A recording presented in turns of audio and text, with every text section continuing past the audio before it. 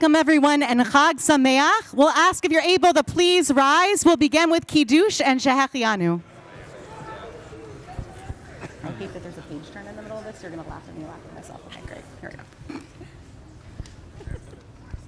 Baruch atah Adonai, Eloheinu melech haolam, borei v'ri hagafen. Baruch atah Adonai, Eloheinu melech haolam, asher bachar banu mikol am, v'romamanu mikol lashon, v'kiddushanu b'mitzvotav, v'titen lanu Adonai Eloheinu, v'ahava, moadim l'simcha, chagim uzmanim l'sason, et yom chag hashavuot hazeh, ziman matan torateinu, mikra kodesh zecher litziat mitzrayim, kivanu bacharta v'yotanu kidashta mikol hamim, umohadei kodshecha v'simcha v'sasonin chaltanu, baruch atah Adonai mekadesh Yisrael v'hazmanim. Baruch atah Adonai Eloheinu melech haolam, shehechianu v'kimanu v'higianu lazman hazeh.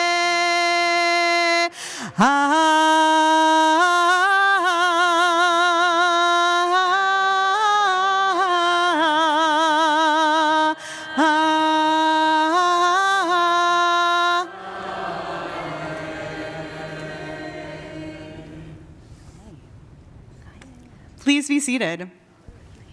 Just introducing. What's that? I really appreciate that. Chag Sameach, everyone. Welcome to our Tikkun Leil Shavuot.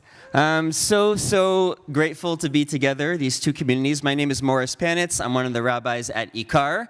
I'm also a pressman parent, so it's especially lovely for me for these communities to come together on Shavuot.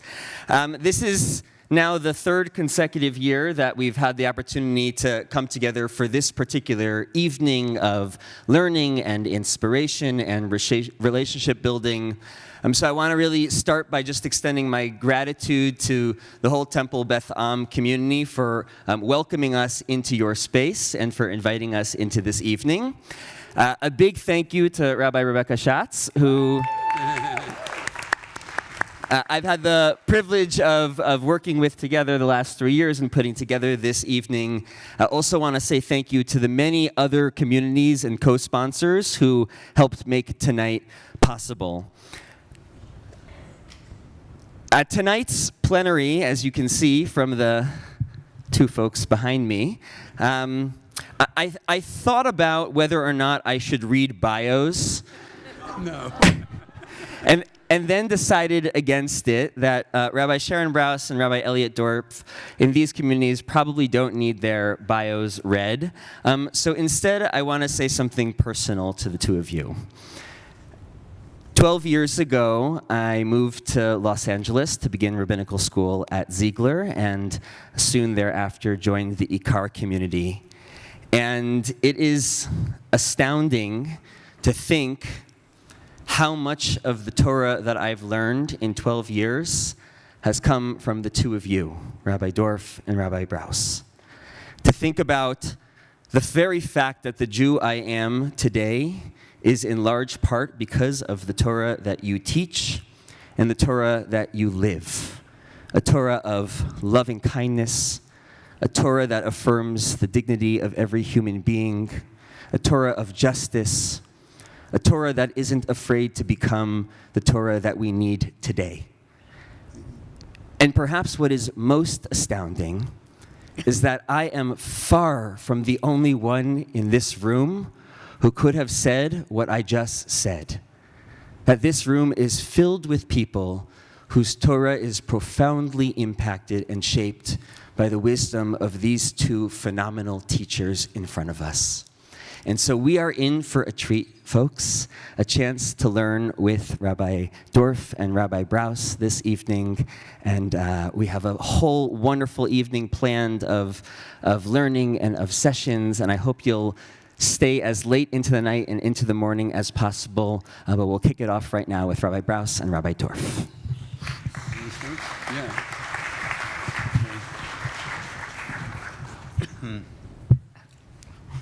All right. Good evening, everyone. Can you see us? Is it okay that we are down here? Okay. Good. There were some no's, I think, but so first of all, I just want to reiterate my tremendous gratitude to this community for welcoming Ikar community. There's so much overlap between our two communities, and it's particularly meaningful and powerful to do this together on Shavuot.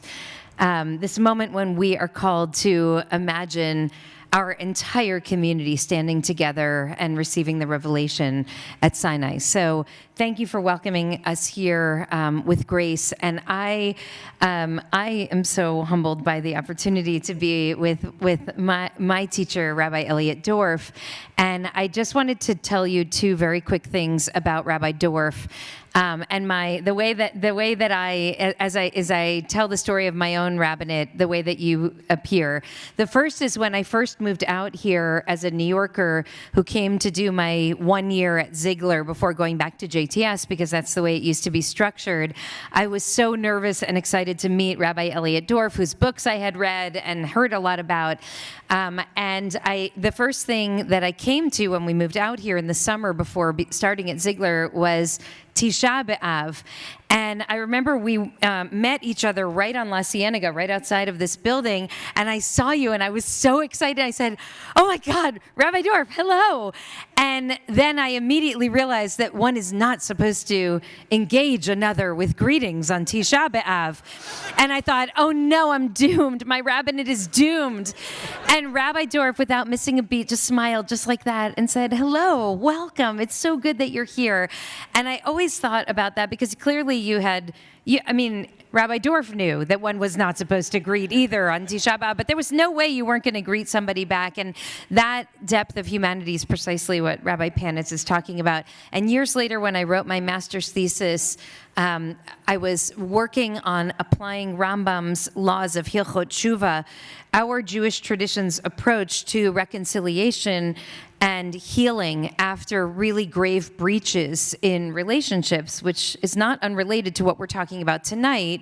I found that there were many scholars who wrote about our Jewish tradition's approach to forgiveness and reconciliation, and there were many scholars who wrote in international affairs about the kind of diplomacy that engages in the questions of reparation and repair. But there were very few people who were speaking in both languages, except for Rabbi Elliot Dorf, who was speaking that way already 25 years ago, probably long before that too. And so you have been my teacher and our teacher for so many years, and in all the most important ways. And so I really thank you. It's a great blessing. But I'm only 20.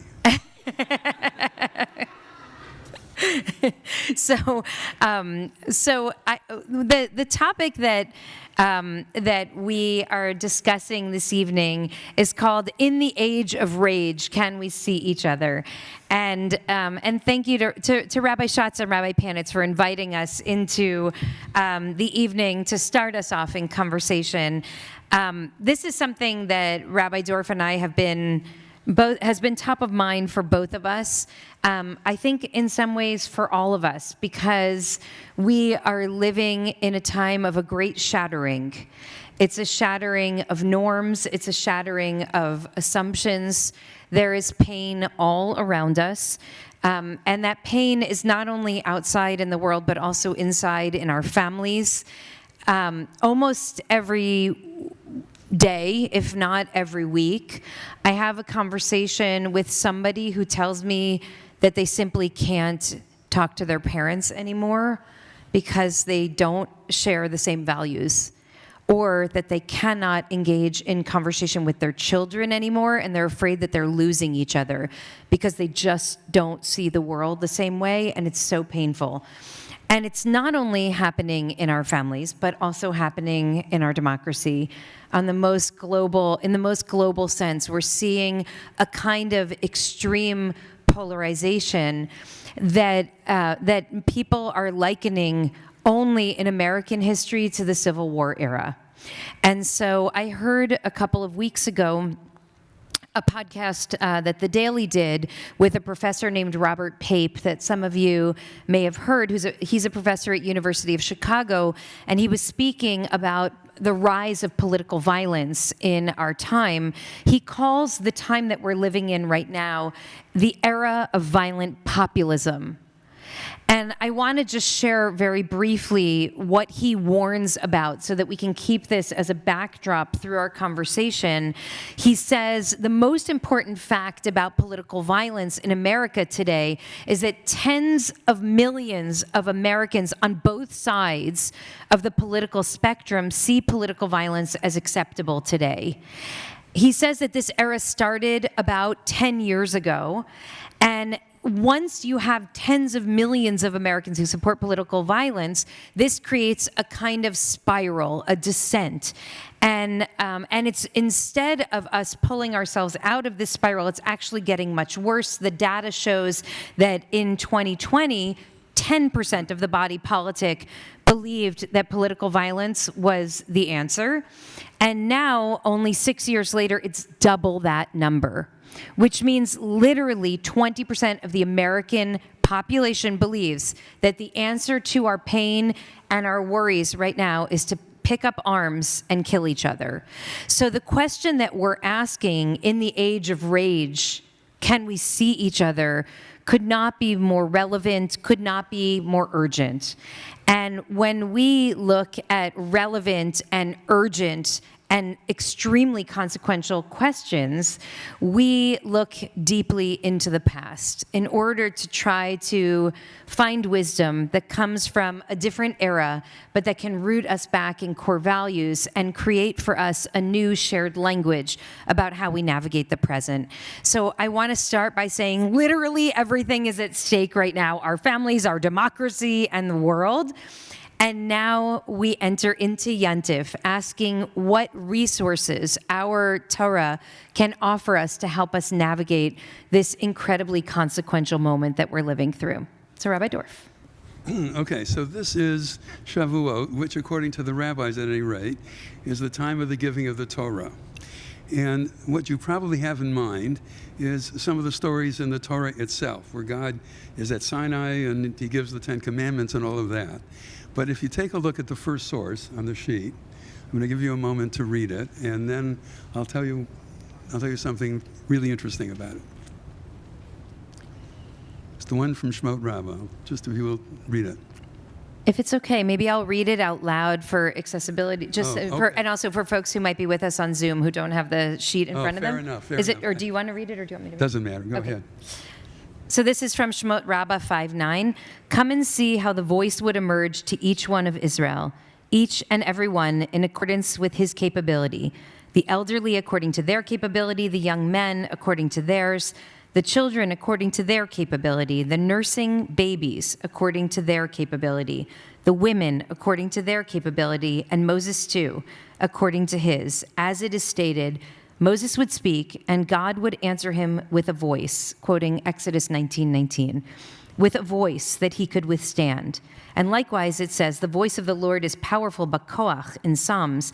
It does not say God's capability, bakocho, but rather bakoach, according to the capability of each and every one, and even pregnant women, according to their capability. That is, each and every one, according to their capability. Okay, so now I'm going to tell you a story. Good way to start, right, for a rabbi? I do a lot of interfaith work, and the year before COVID, Brentwood Presbyterian Church decided, well, they have services at 9 in the morning and 11 in the morning, and between 10 and 11, they have adult education. So they decided that they were going to do the religions of the world between 10 and 11 over the course of Sundays, right? And I was Judaism. So I said to them, before we get into the content of Judaism in any way, you have to understand its mode. It's very argumentative. Right? You know, the standard joke is 2 Jews, 3 opinions. But once I was doing a scholar in residence weekend, and I mentioned that, and a man came up to me afterward and said, "Do you really need 2 Jews for 3 opinions?" Right? And I said to them, it's not because we're nasty to each other, although we might be. It's because the tradition is based on a very deep epistemological humility. That is, humility about what we can know. And consequently, the only way that none of us is omniscient. God may be all-knowing, but we're not.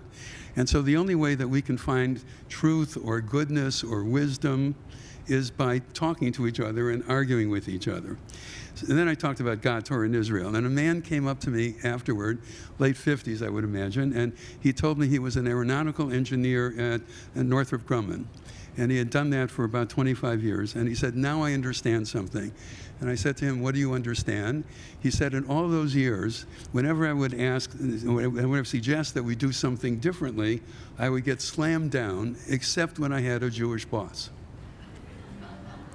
So this idea of being able to challenge things and to think outside the box is not something that is normal for most people. One other story quickly. For 20-some years, I did a program for the Anti-Defamation League all over the country called Bearing Witness. It was a program for teachers in Catholic high schools. And ADL's interest was try to get these people to understand, why did the church not do what it should have done during the Second World War?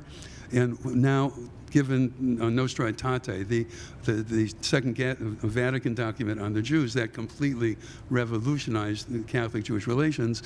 Now, what has changed since then? So I have a group they're almost all Catholic, right? So I told them, I'm going to teach you your first rabbinic saying. And I write on the board in English characters, Lo habaishan no made.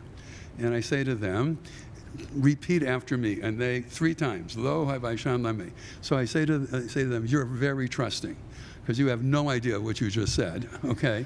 And beyond that, what it says is that a bashful person will not learn. It's from Pirkei Avot, right? So I know that when your priest says something, you just accept it, but that's not the rabbinic way. So you have to challenge me. It takes me 3 days before they start doing that. Right? Because it's not, I mean, Jews tend to think that the whole world is Jewish and everybody thinks and acts the same way we do. It's just not the case. I mean, in the vast majority of traditions, you just accept what the authority figure says. And here, this is the epistemological basis of it, right? That each person understands revelation according to his or her ability, and that ability will change over time for every one of us, depending upon what we learn, what our experiences are, and the like. And then the next thing we have on the outline is two verses from Leviticus 19, from Kedoshim. You shall not hate your kinsfolk in your heart. Reprove your kindred, but incur no guilt on their account. You shall not take vengeance or bear a grudge against members of your people. Love your fellow as yourself. I am God.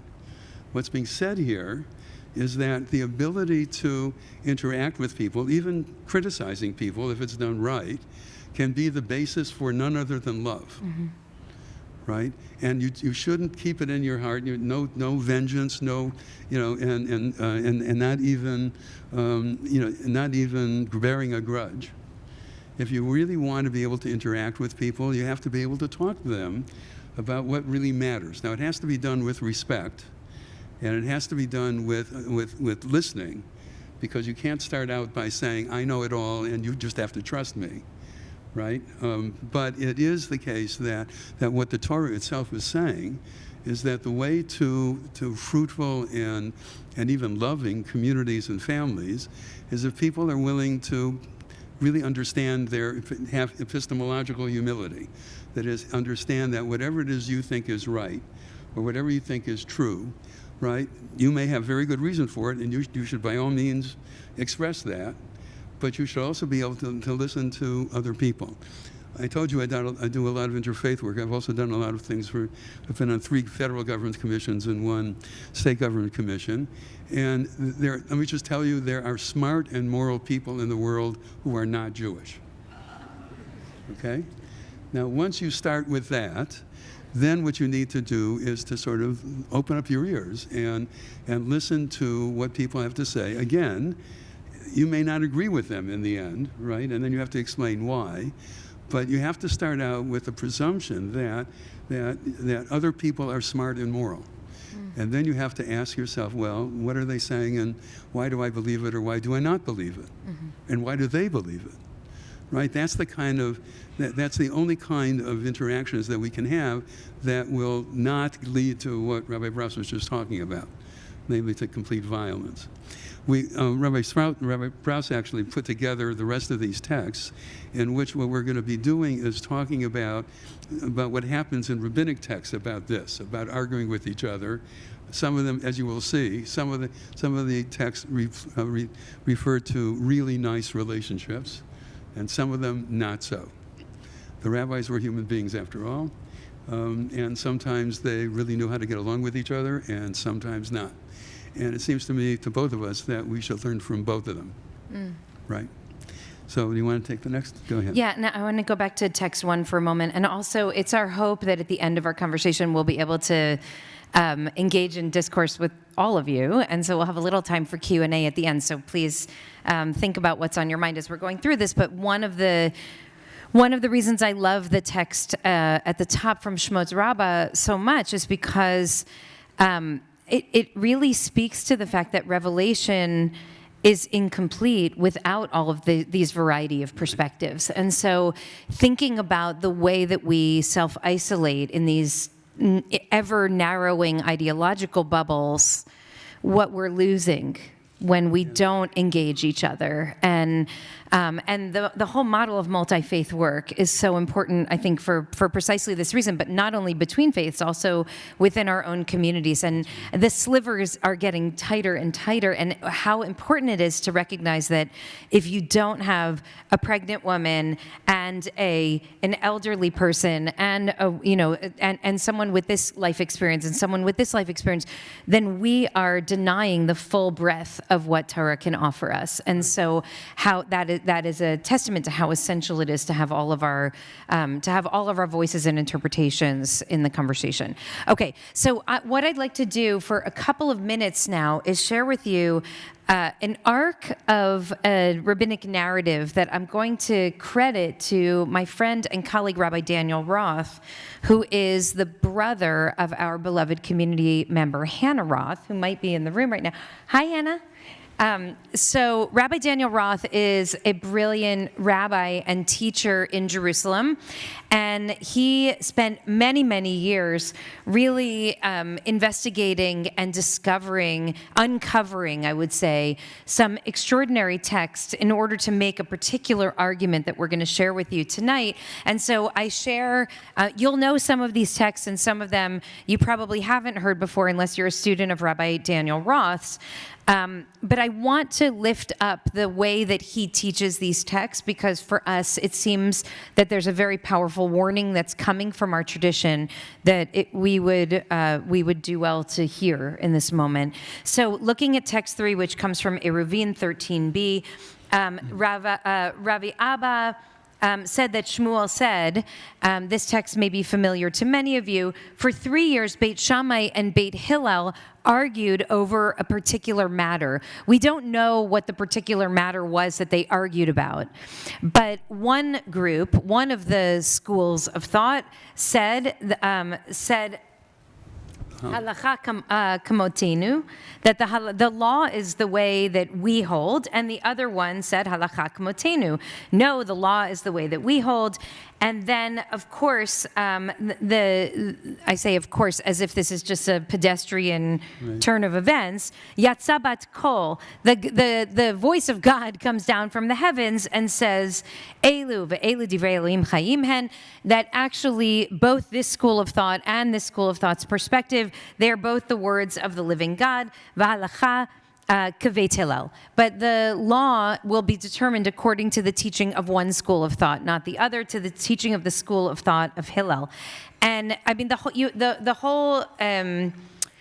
whole setup here is quite extraordinary, and the fact that you know it and have learned it before should not make it any less so. The idea that two schools of thought are arguing and God actually enters into the human conversation in order to say you're both right is absolutely breathtaking.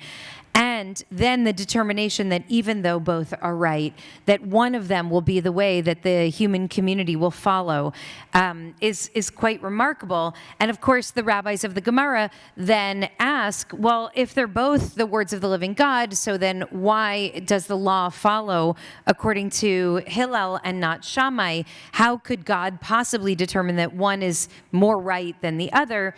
And as you may remember, the answer that is offered is mipnei shenochin va'aluvin hayu, because those teachers from the school of Beit Hillel were agreeable and forbearing, showing restraint when affronted. And when they taught the halakha, they would teach their own statements and they would teach the teachings of Beit Shammai. Moreover, the text says, when they formulated their teachings and they cited a dispute, they prioritized the teachings of their opponents, even over their own, in deference to their opponent. And of course, there's a banner up on the wall of my kids' school that says "Nochin va'aluvin hayu," and that we should strive also to remember to have humility and to have a kind of compassion and groundedness when we engage in even the most, in the fiercest of debates.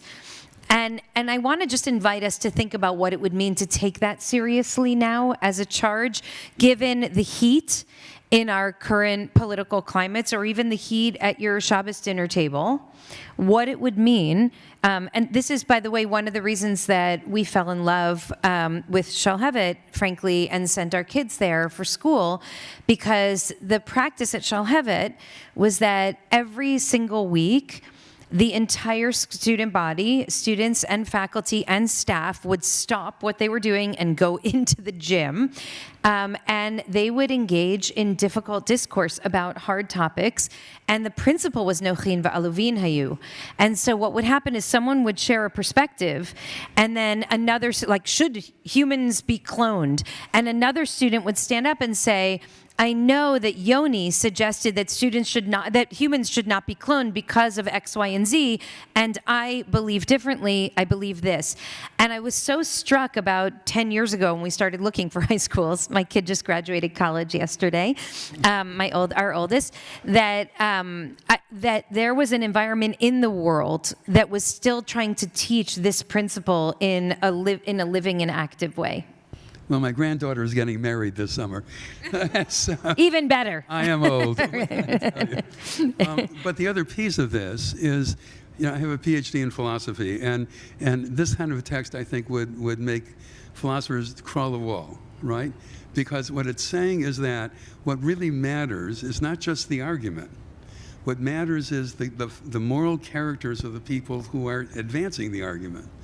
Right? And so, because what's important in life, definitely, by the way, I really believe in the life of the mind. I wouldn't have done a doctorate in philosophy if I didn't, or for a rabbinical school for that matter, right? But the life of the mind has its restrictions, its limitations. And a large part of what is important in life is just the way people behave and the way people interact with each other, even when they disagree, maybe especially when they disagree. Right? The point is not the argument per se. The point is, how do you get along afterward? I was telling Rabbi Brous before that I just completed an article for the Journal of Jewish Ethics on apology in Japan, in America, and in Jewish sources. So in Japan, if you're in a car accident, the first thing you do is apologize to each other. It has nothing to do with accepting responsibility. It's because in Japan, there's a very strong sense of being a community.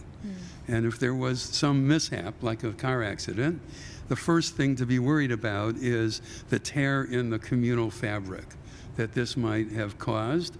And therefore, you apologize first, and then you worry about, who's responsible. And as a matter of fact, this article, the article on which I was basing this, was written by Professor Arthur Rosette, with whom I taught Jewish law at the law school at UCLA for many years. But he also wrote this with a scholar of Japanese law. And one of the things they point out there is that when Japanese people come here to work here, let's say as executives in some firm, they are told, if you're in a car accident, don't apologize. Right? Because America is the exact opposite. In America, we are Americans. Being an American is a voluntary act. To become an American is very hard. If you weren't born here, to become an American is very hard. But if you are an American and you haven't committed a felony, then you can go to any consulate or embassy of the United States outside this country, fill out a form, and renounce your citizenship.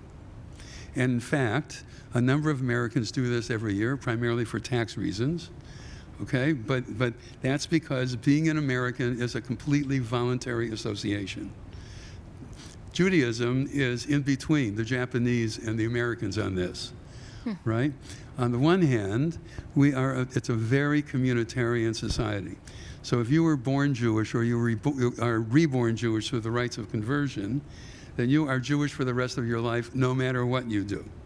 Right? If you convert to another religion, you lose the privileges of being Jewish. You can't be counted as part of a minyan, can't be married as a Jew. The Jewish community is not responsible for supporting you if you are poor and so on.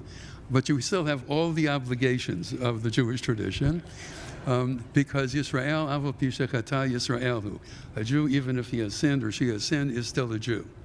Right? It's an organic sense of community, not a voluntary sense of community. But the other side of it is that the Jewish tradition believes that each and every person was created in the image of God. So in that sense, it's more like the American tradition, which also have a very strong sense of individualism, but for a different reason.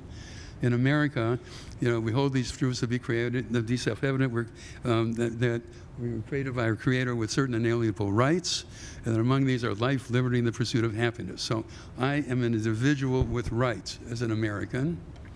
But as a Jew, the central Jewish story is Exodus Sinai. We leave Exodus not as individuals, we leave as a community. And when we get to Sinai, we don't get a single right. We get 613 commandments. That's, as I tell my Catholic audiences, that's the beginning of Jewish guilt, right? But Catholics tell me, we have that cornered. You don't know what guilt is. Okay? So I mean, the Jewish tradition on this thing is we are an organic community, but each and every individual is precious, not because we have rights, but because we were created in the image of God. So the Jewish tradition is really in between the American tradition and the Japanese tradition on this kind of thing. But what it means is that we have to, as American Jews, but in particular here now as Jews, we have the obligation to see the image of God in every other person also, even if you really disagree with that person. That doesn't mean you accept everything that another person says or does. There are a whole list of laws, 613 commandments in the Torah, a whole list of laws that define what is appropriate behavior and what's not. And you can, in Leviticus, right? You should surely rebuke your fellow Jew, or non-Jew for that matter, if they've done something really wrong. But you've got to do it with respect, and you have to, by the way, the Torah says in Deuteronomy 23, somebody who is executed for committing a capital offense has to be taken down from the gallows before nightfall, because a hanging person is a curse of God, right? Because even somebody who has done something that merits the death penalty, whatever you think about that, that's a whole other story. But even somebody who merits the death penalty we have the duty to bury that person respectfully, right? So it goes that far as to what being created in the image of God is all about. maybe we should get to the next one because we're going to run out of time. Okay. Okay, thank you for sharing that. I'll take us through this fairly quickly, but the text number 4 from Tosefta Yevamot essentially says, even though they disagreed so fiercely that for 3 years they were in this heated debate, and not only on this issue, but on many other issues as well, even still, they still let their children marry each other, which actually is more than just a nice thing. They disagreed on questions of personal status, and even still, they were able to overcome those differences and say, essentially, we are part of the same community. Text number 5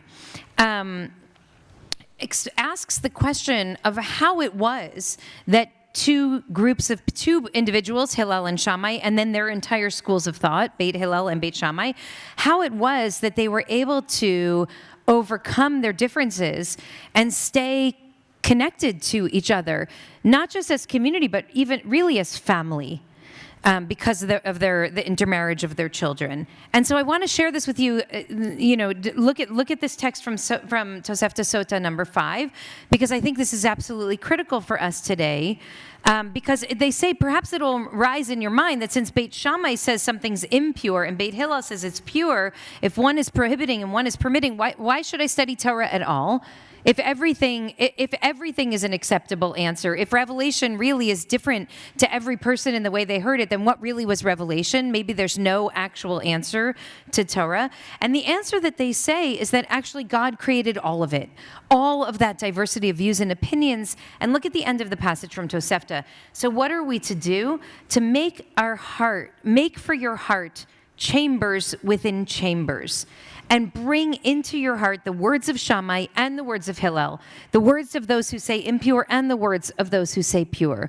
That our work as Jews and as people of faith is to build capacious hearts that actually can hold a multiplicity of truths. I just want us to reflect on that in light of the growing extremism that we're seeing in this current political moment. And again, you don't have to point to protests on campuses to see this. We see this in ourselves and in people we love. There's a growing sense of right and wrong that where we're always right and they're always wrong, whoever the they is. And what our tradition says is that actually our job is to recognize that our hearts have many chambers and that there's room in my heart for your truth and for your truth, for your narrative and for my narrative. And I'm still going to believe that mine is more right than yours, but there's room for your truth in my heart too. Just hold that thought for a moment as we continue to put forward the argument. Do you want to jump in? I just want and contrast that with the next one, where the rabbis really, I'll just say, act badly. Okay? I'll read it so those who are on Zoom can hear. This is from Mishnah Shabbat. And these are among the halachot, the laws that the sages who went up to visit him said in the upper story of Hananiah ben Chizkiah ben Garon. It turned out that when the people expressing opinions were counted, the students of Beit Shammai outnumbered the students of Beit Hillel, and they issued decrees with regard to 18 matters on that day in accordance with the opinion of Beit Shammai. This is basically, you've got 2 more people in the House of Representatives, and you have 2 more people in the Senate, and therefore you make the law according to what you want, and don't take into account what the other side wants. And by the way, it's not just as Republicans versus Democrats. It's happened, often in the history of our country, and it's unfortunate. I mean, I'm old enough to remember. Now this is a long time ago, but I still remember that back in the 50s. I was in high school at the time. The members of Congress were a little bit left of center and a little bit right of center, so that Republicans and Democrats could actually socialize together, and they often did bipartisan kinds of things. That sounds like impossible in our day, right? But that's really that was a functioning government, and that was a government where people were literally listening to each other. I mean, as late as about 10 years ago, Justice Ruth Bader Ginsburg and Justice Scalia definitely did not agree, but they socialized together, right? And so you need to be able to do that kind of thing if you're going to be having not just a functioning society, but a thriving society. So now, turn the page, if you will. We're going to look at text number 7. So we know now, we hear from the Mishnah that when Beit Shammai was able to get the upper hand, they did, as soon as they had the numeric majority and they were able to push through these 18 laws, they did. And then look at text number 7. This is from Shabbat 17a. And it says, they struck a sword in the study hall. And they said, one who seeks to enter the study hall, let him enter, and one who seeks to leave may not leave. And on that day, V'oto hayom, haya Hillel kafuf. On that day, Hillel was bowed or bent or broken or humbled. I couldn't even figure out how best to capture it, so I put all the options here. Was forced to sit before Shammai like one of the students. So the great Hillel here is completely humiliated in the Beit Midrash that day. And then the Gemara goes on to say, that day was as difficult for Israel as the day of the golden calf, the day of this incredible, treacherous act against God. That what happened in that Beit Midrash on that day wasn't just that they got the numeric majority and so they overturned Roe v. Wade. That's not all that they did. It wasn't just the legal consequences of pushing through a wildly unpopular set of practices as the new law. It's that they struck a sword in the study hall and they completely humiliated their opponents. And here's where I really thank Rabbi Roth, because those texts are fairly well known and accessible to us. But the following texts I had never seen until I learned them with this wonderful teacher, who, by the way, is a teacher of Torah and a peace builder, who's really dedicated his life to building bridges between Jews and Muslims in Jerusalem, and is doing absolutely extraordinary work. And he's come out to talk at Ikar before, and maybe we can do something together when Hannah convinces him to come back. So look at text number 8 for a second from the Yerushalmi. That day, it says in the Gemara, that day was as hard for Israel as the day the golden calf was made. Rabbi Yoshua Onaya taught, the students of Beit Shammai stood below and killed the students of Beit Hillel. The students of Shammai, just in case you didn't know what it meant when they struck a sword in the Beit Midrash. So now we've gone through pushing through some unpopular laws to humiliating them to actually committing murder. And if you look in the Shulchan Aruch in text 9 from Orach Chaim 580, these are the days on which terrible events happened to our forefathers. And it is fitting to fast on that day when that occurred. On the 9th of Adar, Beit Hillel and Beit Shammai divided. So what the Shulchan Aruch adds is a date and a sense of historic responsibility that over the course of time, we should all recognize that what happened that day was so terrible that we now fast in response to the horrific acts that happened then. Why? Just to commemorate that something terrible happened back then? Or as a warning? Because we know that something that bad could easily happen again. And then read this text, number 10. Eliyah Rabbah on Orach Chaim 580. On the 9th of Adar, they disagreed, and 3,000 students died. So not only did they bring weapons into the Beit Midrash, but they actually murdered 3,000 students that day. And I want to just pause there, and this is the place for us to have conversation about this and perhaps to hear from some of you, because it feels to me that there's a profound warning here. I mean, when you talk about pluralism in Jewish thought, and when we talk about how Judaism might even differ from other faith traditions, and that we, in our tradition, elu ve'elu divrei Elohim chayim hayu, that there are all these different perspectives, and that for the full revelation to be experienced, we need to be willing to hear the voices of everyone, even from the most marginalized to the most mainstream. And then the rabbis tell a story about those same two who modeled for us what respectful dialogue and discourse could look like, or at least one of them did, and shows what happened the minute the other one gets the upper hand. And and then as the generations go from the Gemara to the Shulchan Aruch to this teacher in 17th century Prague, we learn more and more and more of the story, which either means the story happened and people were trying to hide that reality from us, or whether it happened or not doesn't matter. The rabbis know and understand that it could happen. It could have happened then, and it certainly could happen now. So what happens to our collective discourse when the person who we're engaged in disagreement with is willing to bring a sword to this fight, right? Or a gun to this fight? So when some people are wearing hostage pins and some people are wearing yellow nooses on their lapel, right? How far do the bounds, do you know about what I'm talking about? Some don't. Go ahead.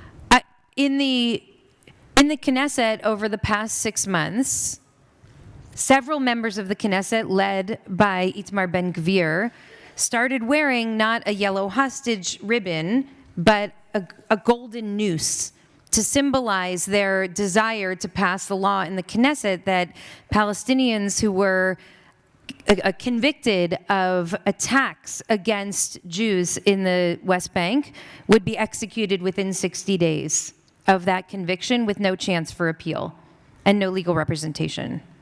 And they celebrated that law by wearing a noose. And actually on Ben-Gvir's birthday, just a couple weeks ago, he was handed a birthday cake with a giant noose on it.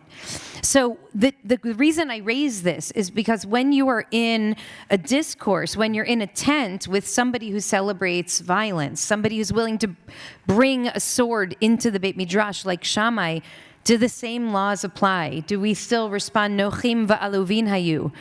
Do we still keep our hearts open and share their views even before we share our own? Or is there a boundary, a limit to what voices are allowed into that tent? And then who gets to decide? That's the question that we wanted to pose for us this evening. It's your turn. What do you think? What should the boundaries be? When is it no longer respectful discourse? Okay? Rachel, stand up. Stand up. Is there any source on the motivation to bring weapons into the Right. Because once a person or a group of people have dropped weapons, the line of respect has been crossed. And I was just wondering if there's any insight as to kind of the process of what were the influences, what billboards did people see, what came across their social media, really personal. And just to repeat the question very quickly, are there texts that help us understand the notion of the appropriateness of bringing weapons into the Beit Midrash? Because it seems to Rachel that once someone's bringing a weapon to the disagreement, it's no longer a disagreement. A line has been crossed. Right. Okay. Do you others? have a thought? Go ahead. Yes, go ahead. You have to speak out. No.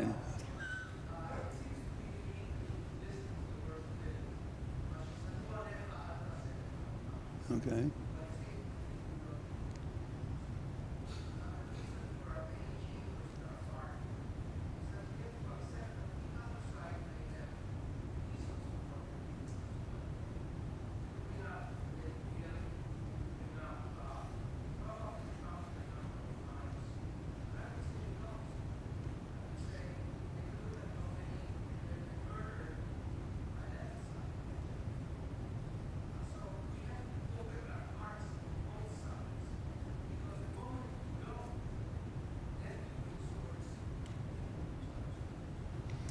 And what happens if the other side wants to kill you?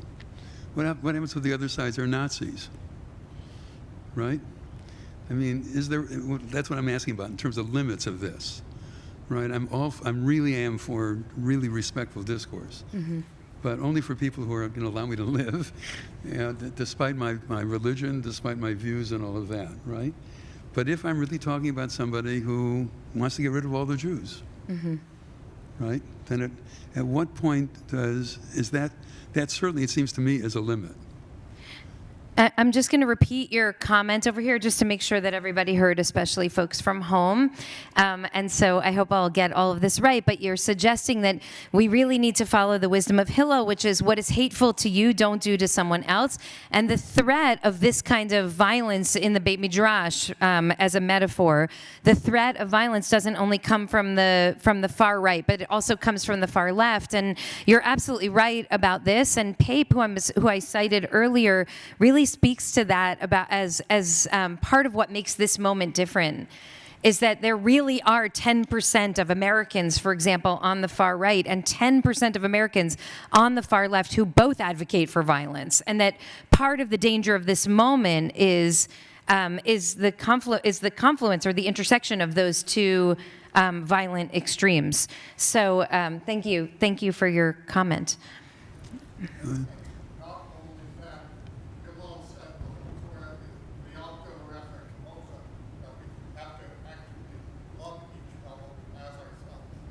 Right. If we can ever get to that place of love, there will be that violence, because how could I kill an enemy when I love that person? And that makes me the point that I was thinking that, because now with all this internet technology, AI, we're in such a bubble, we don't even know what's real anymore. The principle of that we need to love one another as ourselves, that if we took that principle seriously, we would never get to the point where we need to or want or desire to engage violence with one another. And I go back to something Rabbi Dorf was just saying, which is, okay, but what if I cultivate my heart so that I never want to engage in violence against someone else, but somebody else wants to harm me? So what then is my obligation to a person who desires to harm me? And I think that the reason that the reason for the extreme polarity of views now is not because we're bad people. It's because we actually see each other as an existential threat. Right. And so we think we're reacting to that extreme violence, and sometimes we are. And so what is my obligation to you when I believe that you are posing an existential threat to me or to people I love? Does that change the way that I engage you? Do I still have to be curious about you when you want me or people I love to die? And the Talmud is very explicit. Haba lahargecha, hashkem lahargo. Somebody who comes to kill you, get up early and kill him first. Right? Self-defense is what you are required to do. So then the question is, all right, so that's on a one-to-one level. What about one group against another, Jews against Nazis? Right? There, it's no longer a matter of discussion. There, it's a matter of just self-defense, right? So, I mean, and notice, by the way, the line that you quoted, we talked about this early on, the two lines that we quoted from Leviticus at the beginning, right? Love your neighbor as yourself comes after rebuke your friend when you need to, don't bear a grudge or take vengeance. It's only when you do those things that you can love your neighbor as yourself. Right? There's a hand. Yes, go ahead.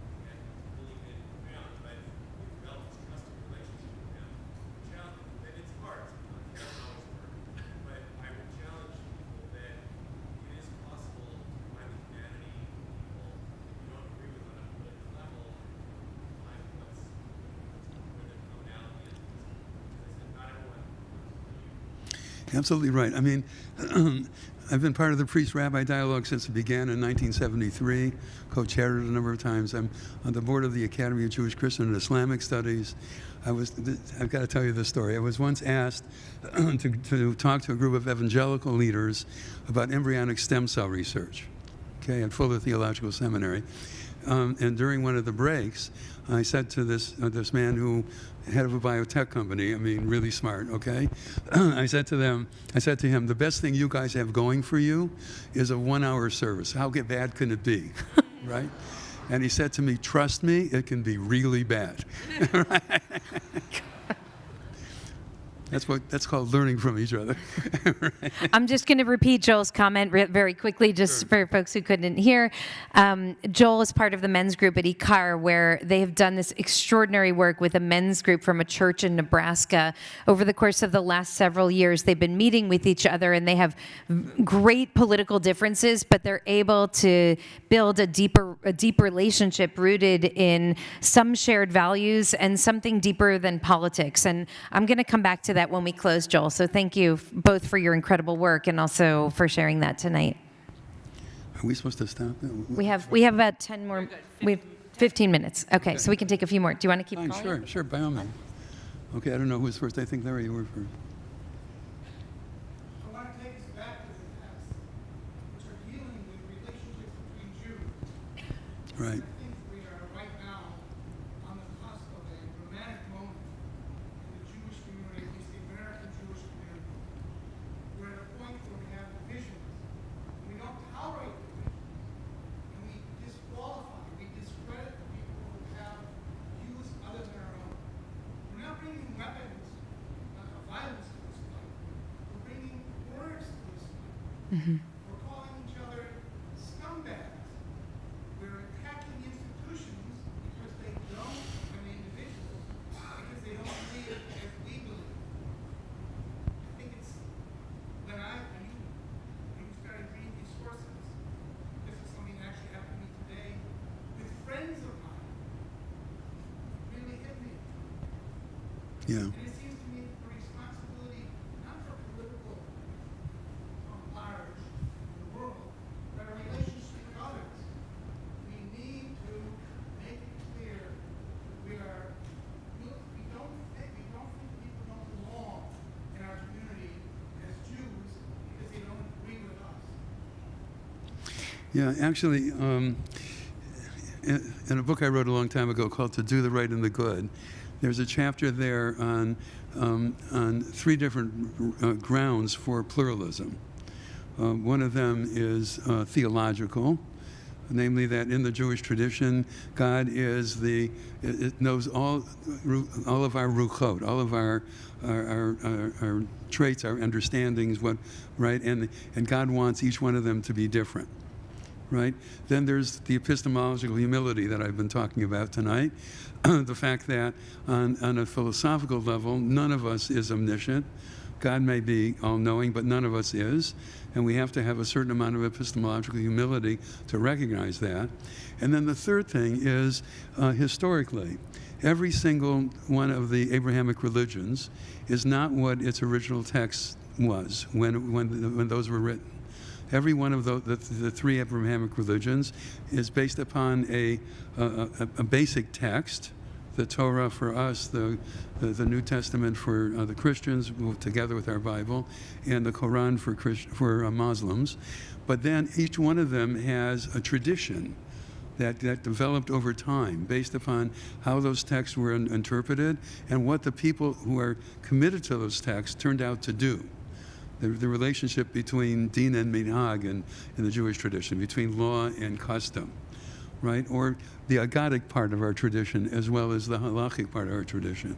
That's not just true for Judaism, that's true in Christianity, the various forms of Christianity and the various forms of Islam, right? So the fact that the traditions are not the same as their original texts should give us a sense that things change over time, and that therefore we need to be pluralistic for that reason as well, and recognize that different people will think that the tradition should change on issue X now, and other people will think it should not.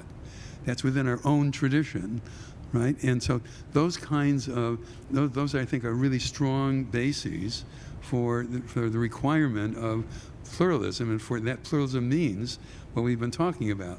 By all means, argue with other people, do it, with as many arguments as you can, but in the end, you need to live with each other, right? And maybe even thrive with each other. It reminds me of a moment that happened in Jerusalem in the summer of 24. So we were 9 months after October 7th and into the war, and I was at Hartman Institute in Jerusalem.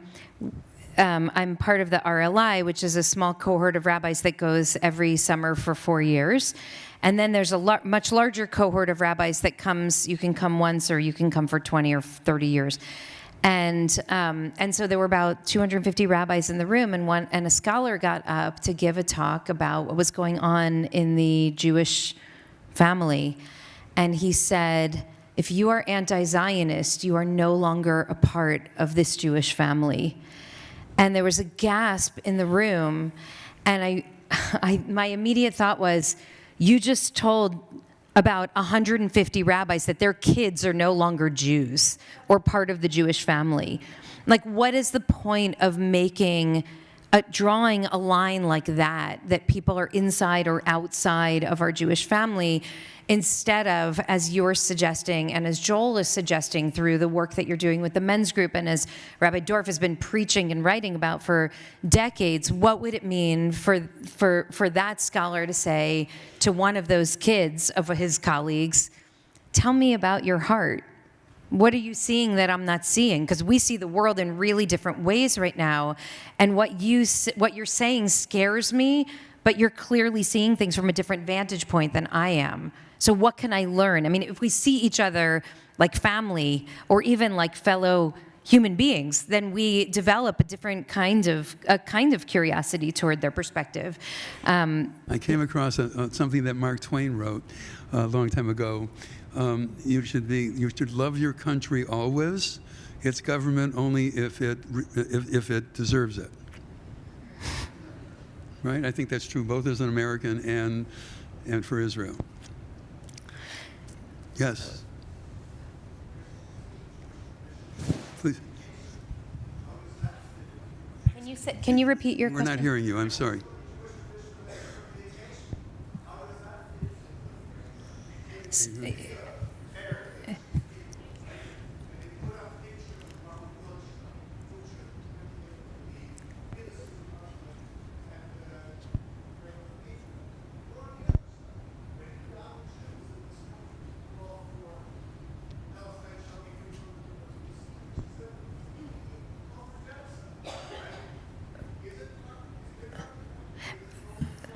Okay, so I think the question is to repeat the question. But is there not a line that once it's crossed, you are no longer part of the Jewish family? That whether from this side or this side, is there not a perspective that there's just no room for in this tent? And do we not have the tools for that? Namely the tool of excommunication or cherem or nidui. And so I'm curious what you think, and I have a thought about that too. So do you want to go first? Sure, that doesn't matter. No. Okay. Go ahead. Okay. Well, one of the things that I point out to Christian and Muslim audiences is that both of those religions are creedal religions. That is, there are lists of beliefs that you have to affirm, or otherwise you're not part of that religion. If you're a Christian, you have to believe that Jesus is Christ in some way or another, and depending upon whether you're Catholic or Protestant of various sorts, Jesus is Christ, and what does that mean? But in any case, if you don't believe that, you're not Christian. If you don't believe that there is only one God and Muhammad is his primary prophet, you can't be Muslim. Right? You may have grown up in an ethnic kind of, you might be Irish or Italian or something, but if you don't believe that Jesus is Christ, that doesn't mean that you're no longer a Christian. So in other words, you might be ethnically some of these things, but you're not religiously that. Judaism is not like that. You're defined as being a Jew if you're born to a Jewish woman or if you're reborn through the rites of conversion. Right? That's part of it. On the one hand, it's wonderful because it enables us to argue ad infinitum, right? But the other side of it is what you're talking about. are there any limits? I mean, so what Jews for Jesus, are they still Jews? Right? Because we're not a creedal religion, it's not easy to say that they're not, especially if they were born to a Jewish woman. And yet, I would imagine, I don't know, but I would imagine most people in this room, certainly I, would say that they're not, they're in believing in Jesus as Christ, they have left the Jewish fold, right? But we don't have a mechanism to do that because we're not a creedal religion.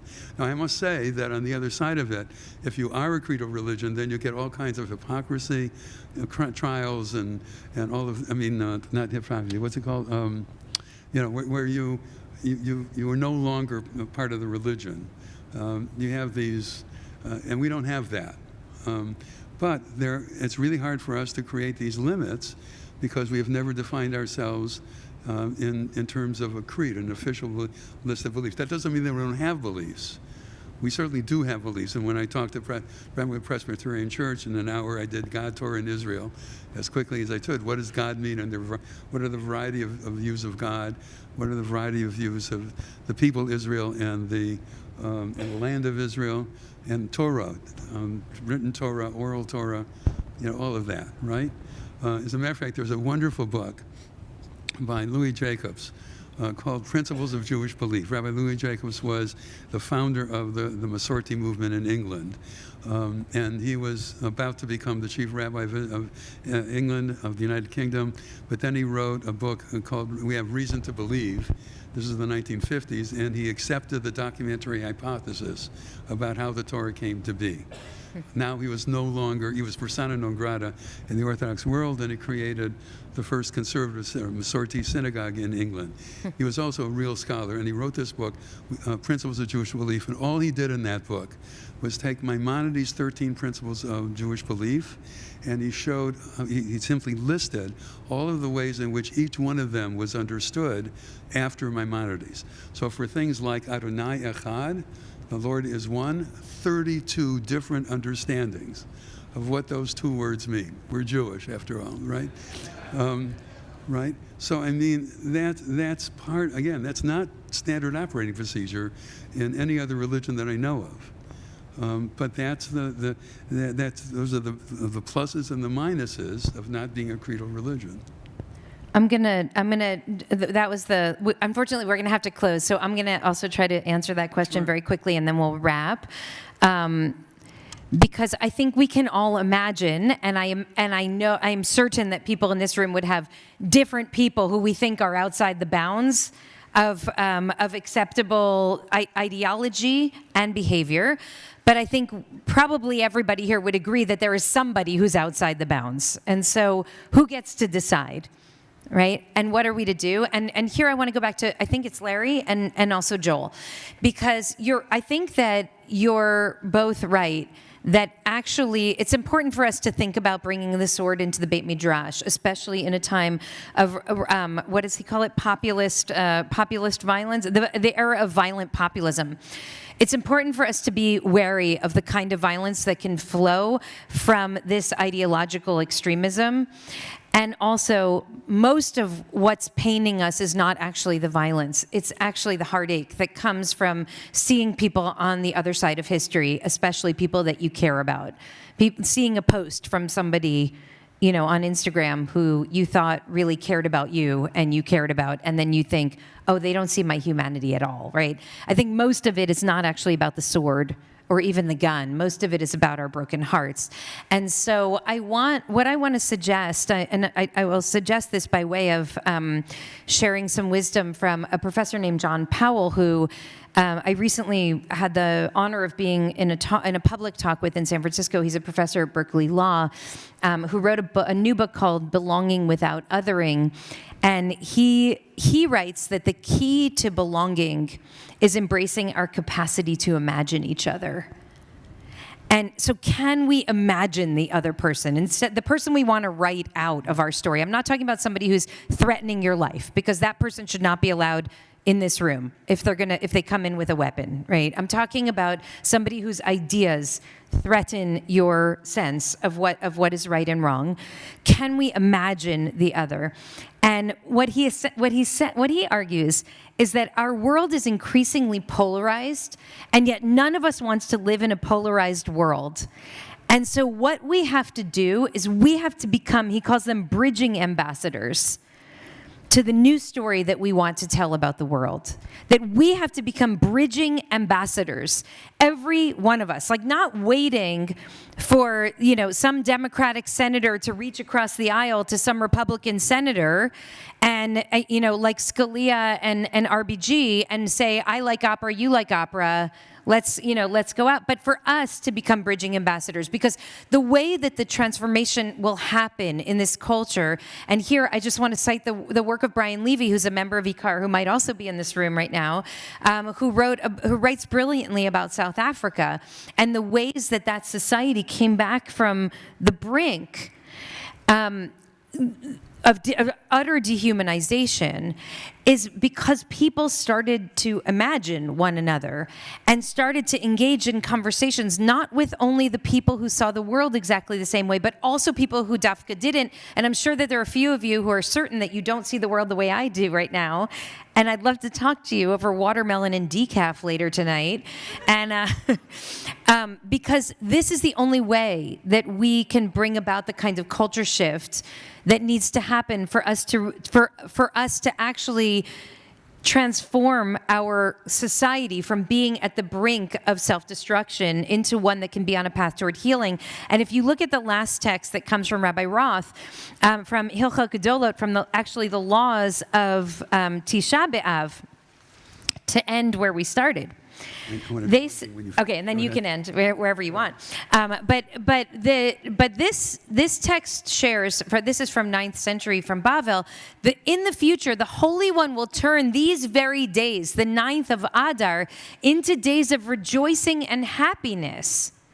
That the day that was worse for the people Israel than the day of the golden calf, that it was worse for our people because it was the day we actually took, that Beit Shammai took up the sword, humiliated Beit Hillel, passed all of those laws that should never have been passed, and then actually massacred 3,000 students of Hillel. That day will go, Me'evel Leyom Tov, will be transformed from a day of terrible grief into a day of celebration. And how does that happen?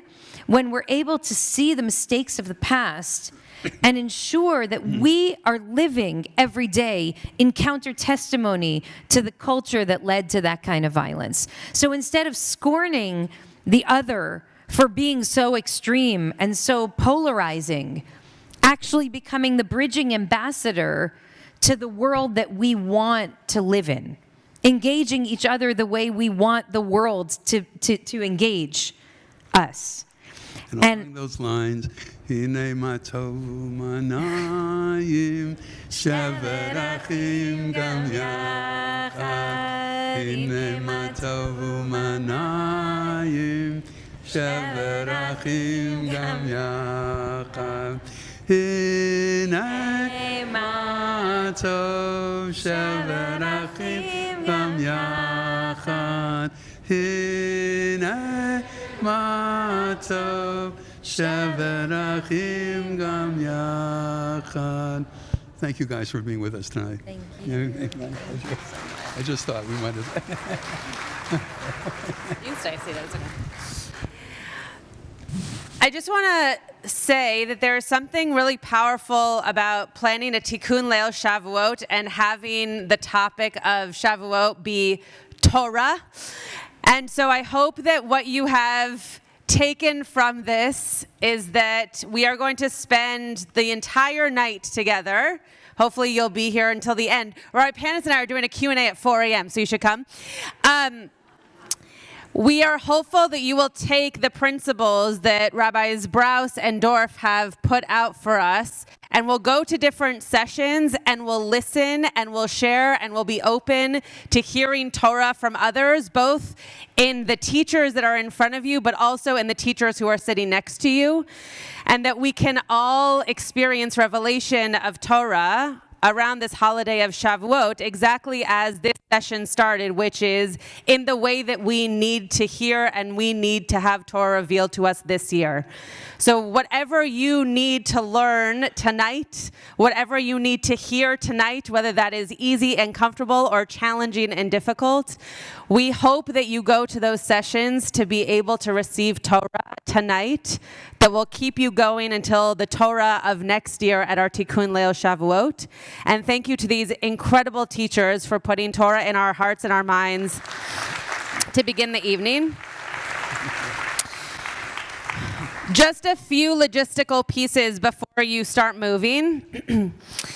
There are rooms all over this building that will have classes going on in them. If there is not a class going on in a room, the room is locked. So that should be an indication of where you can be and where there's nothing happening.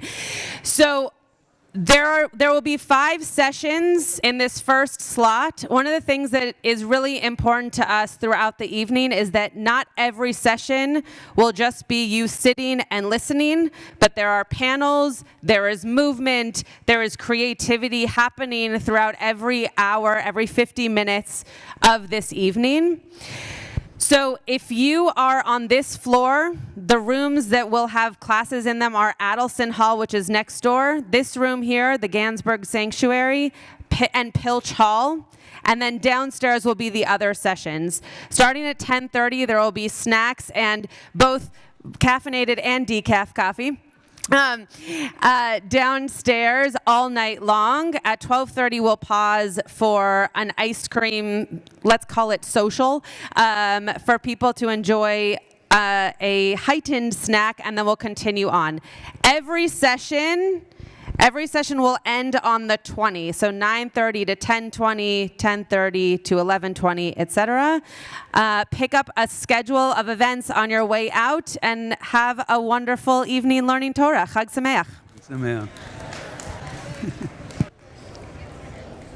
You good? Yeah, I'm good.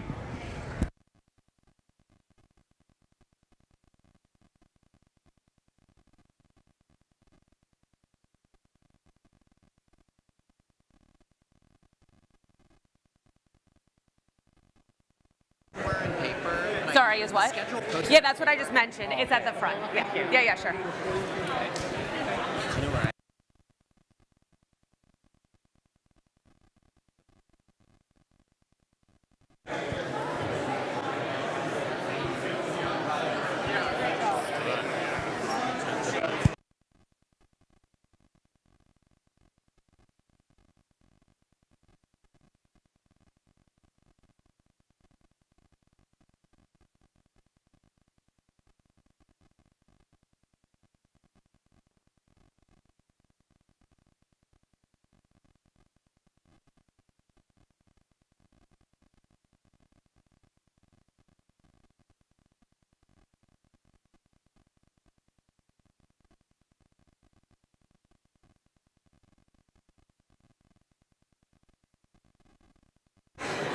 Please make your way to the first session because they're going to start on time, which is in 5 minutes. So make your way to your first session.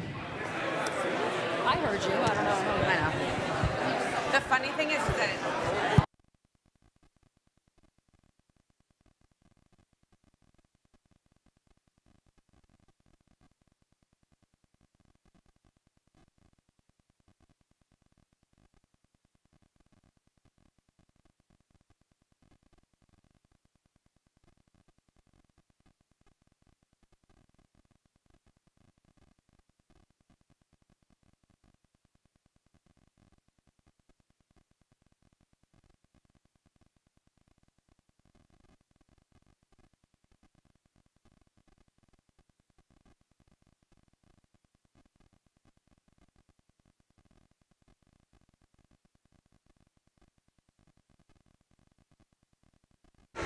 unless you are all staying in this room for the next session, please go find your next session.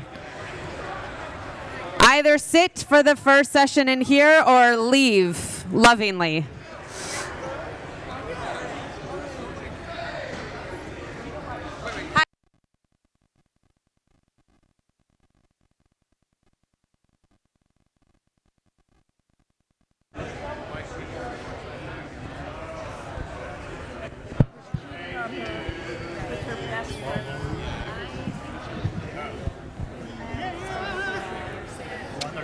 Dee-dee-dee-dee.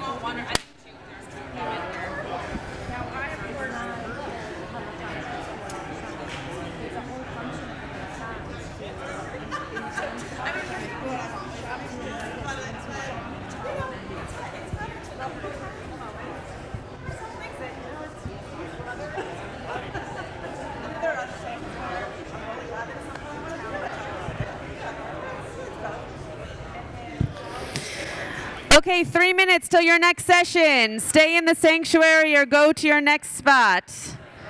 I'm sorry, I know this is annoying, but you're not listening, so I'm going to just keep saying it. Okay, there should be by the front door. This looks very academic. Oh dear, it's got long words. Long words. Is that his or yours? That's his. Oh, okay. Yeah.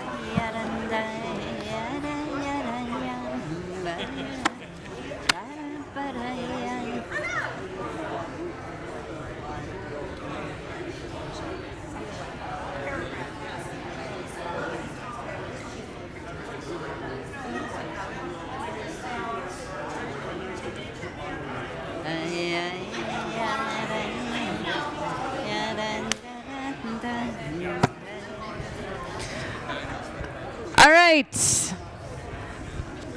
I'm not going to say it again. Leave the room or sit down.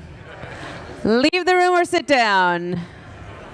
If you're sitting down, come sit over here. If you're leaving, go find another session. Thank you. I'm going to make sure the other sessions get started, but you guys are on.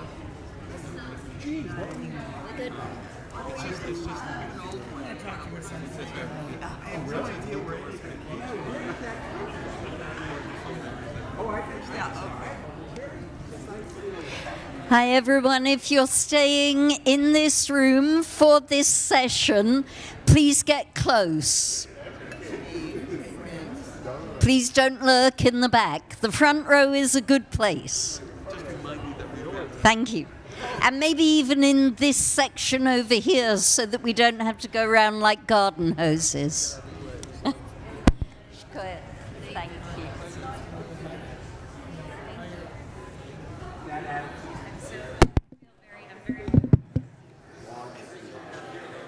Hello. Oh, you're welcome. I got you. I got you. Thank you. Are you Rabbi? Not you do that. We do exactly. Me and I are sitting over there. We were not able to see. Tones.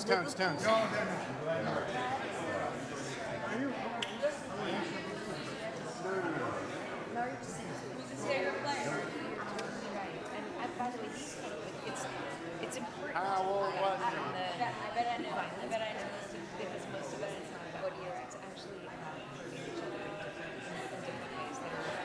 equally dangerous to our souls. And that's true for individuals. Yeah? Which is his favorite player? E10 Okay. Hi, everybody. Please come and get close in kind of this part of the room. Oh, you don't want a second extend? It's a second shunner. It's fine. It's fine. I'm going to be out in front of this. Thank you. That's one. Okay. Yeah, that's one. Yeah, I'll this hold on is to one. two. Oh, we're gonna need a condenser. Yeah, we need to. Yeah. People, please come and sit in this part of the room. We are starting momentarily. Thank you. That is my announcements voice.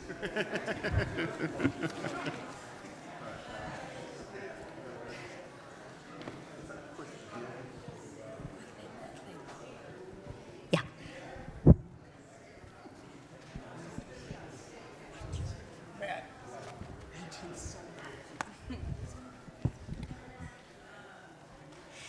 Yada da ya yada ya yada ya yada yada ya ya ya na yada na yada yada ya ya ya da da da da da na da na yada yada da yada yada da yada yada yada da da. Good evening, everybody. There's a lot of noise still coming in from outside, but it's a joyous noise because it means that people are learning. Welcome in. Oh my goodness, that is my professor of Talmud right there at the back. No, we need you closer to the front. Professor Gel Labovitz, everybody, and we'll see if I make it out of this session in one piece. I could not have asked. First of all, I should let you know who I am. I'm Rabbi Deborah Silver. I work at Ikar. I'm going to be teaching this session with Rabbi Matt Shapiro. He's over there. But we'll soon be over here, and we're sharing the teaching of this session. Could not have asked for a better setup for the session and the text that we are going to be looking at. And I am hoping that a page of text has made or is making its way to you called The Yom Kippur That Wasn't. If it hasn't made its way to you yet, it will.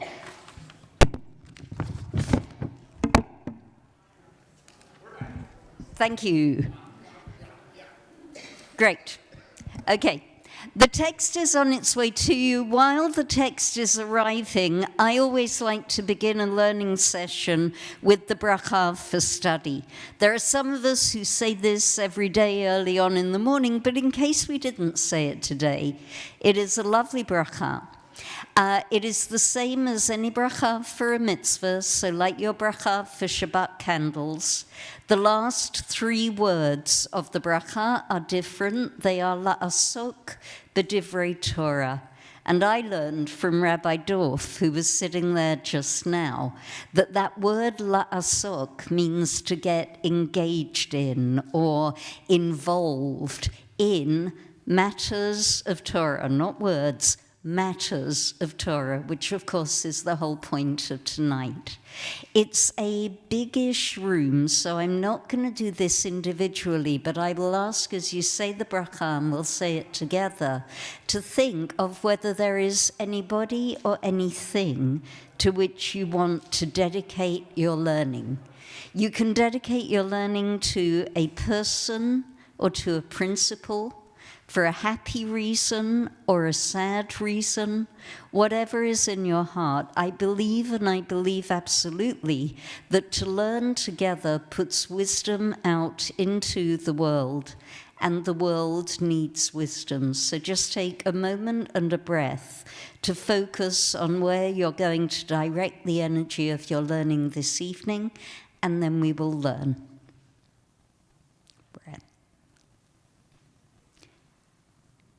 And please join me in the bracha, Baruch Atah Adonai Eloheinu melech haolam, asher kidshanu b'mitzvotav v'tzivanu la'asok b'divrei Torah. To get all wrapped up in words and matters of Torah, and may our learning be sweet. Okay, so my challenge at the beginning of this session is to get through almost all of both sides of the first page in 10 minutes. And the way that I propose to do this is to ask you to listen to me telling you the story of how this text lines up, and you will have the text either to glance down at or to read later. We are 200 years, give or take, ahead of the academies of Hillel and Shammai. We're now in the 1st century after the Common Era, and the invention of the Judaism that we still practice today is at its height.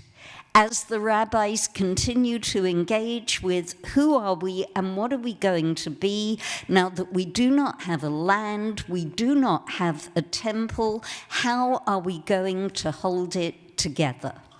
We learned from Rabbi Dorf and Rabbi Brous just now that one of the ways that we are going to do that is we are going to argue our way towards who we are going to be. So the cast of this dispute are two people we may not know as well as the school of Hillel and the school of Shammai, but they are important people. Rabban Gamliel II, Nasi, head of the reconstituted Sanhedrin, Jewish lawmaking body for our purposes, located in Yavne in the land of Israel. But we're in exile. Correct, we are in exile. But there is a rump of rabbis. There's your collective noun for you. There's a set of the greatest teachers of that generation who are left behind, who are in the land of Israel, in Yavne, by special permission of an emperor. It's a good story. It's not the story we're telling tonight. And the first Nasi of that group, and really the man responsible for convening it, is Rabban Gamliel II. There was a Rabban Gamliel I. He's not in tonight's story either.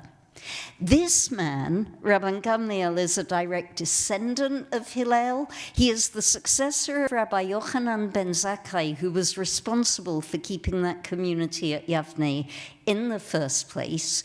We may know him as the man who fixed the order of the Amidah that we still say. He also fixed the order of the Passover Seder and many, many other things besides. He is wealthy and he is well-traveled. That's in the one corner. In the other corner, we have Rabbi Yoshua ben Hananiah. He is poor. He is really poor. He's either a charcoal burner or a needle maker, but he is an extraordinary, extraordinary scholar. He is one of the people who was also indirectly responsible for setting up Yavne. He is the mentor to Rabbi Akiva, and he is the most quoted authority in the whole of the Babylonian Talmud, and we know him, or many of us do, because he is the guy who, in the story of the oven of Achnai, the very, very famous incident that establishes that we, and not God, have jurisdiction and the ability to make rules, he is the one who ordered God to get out of the conversation.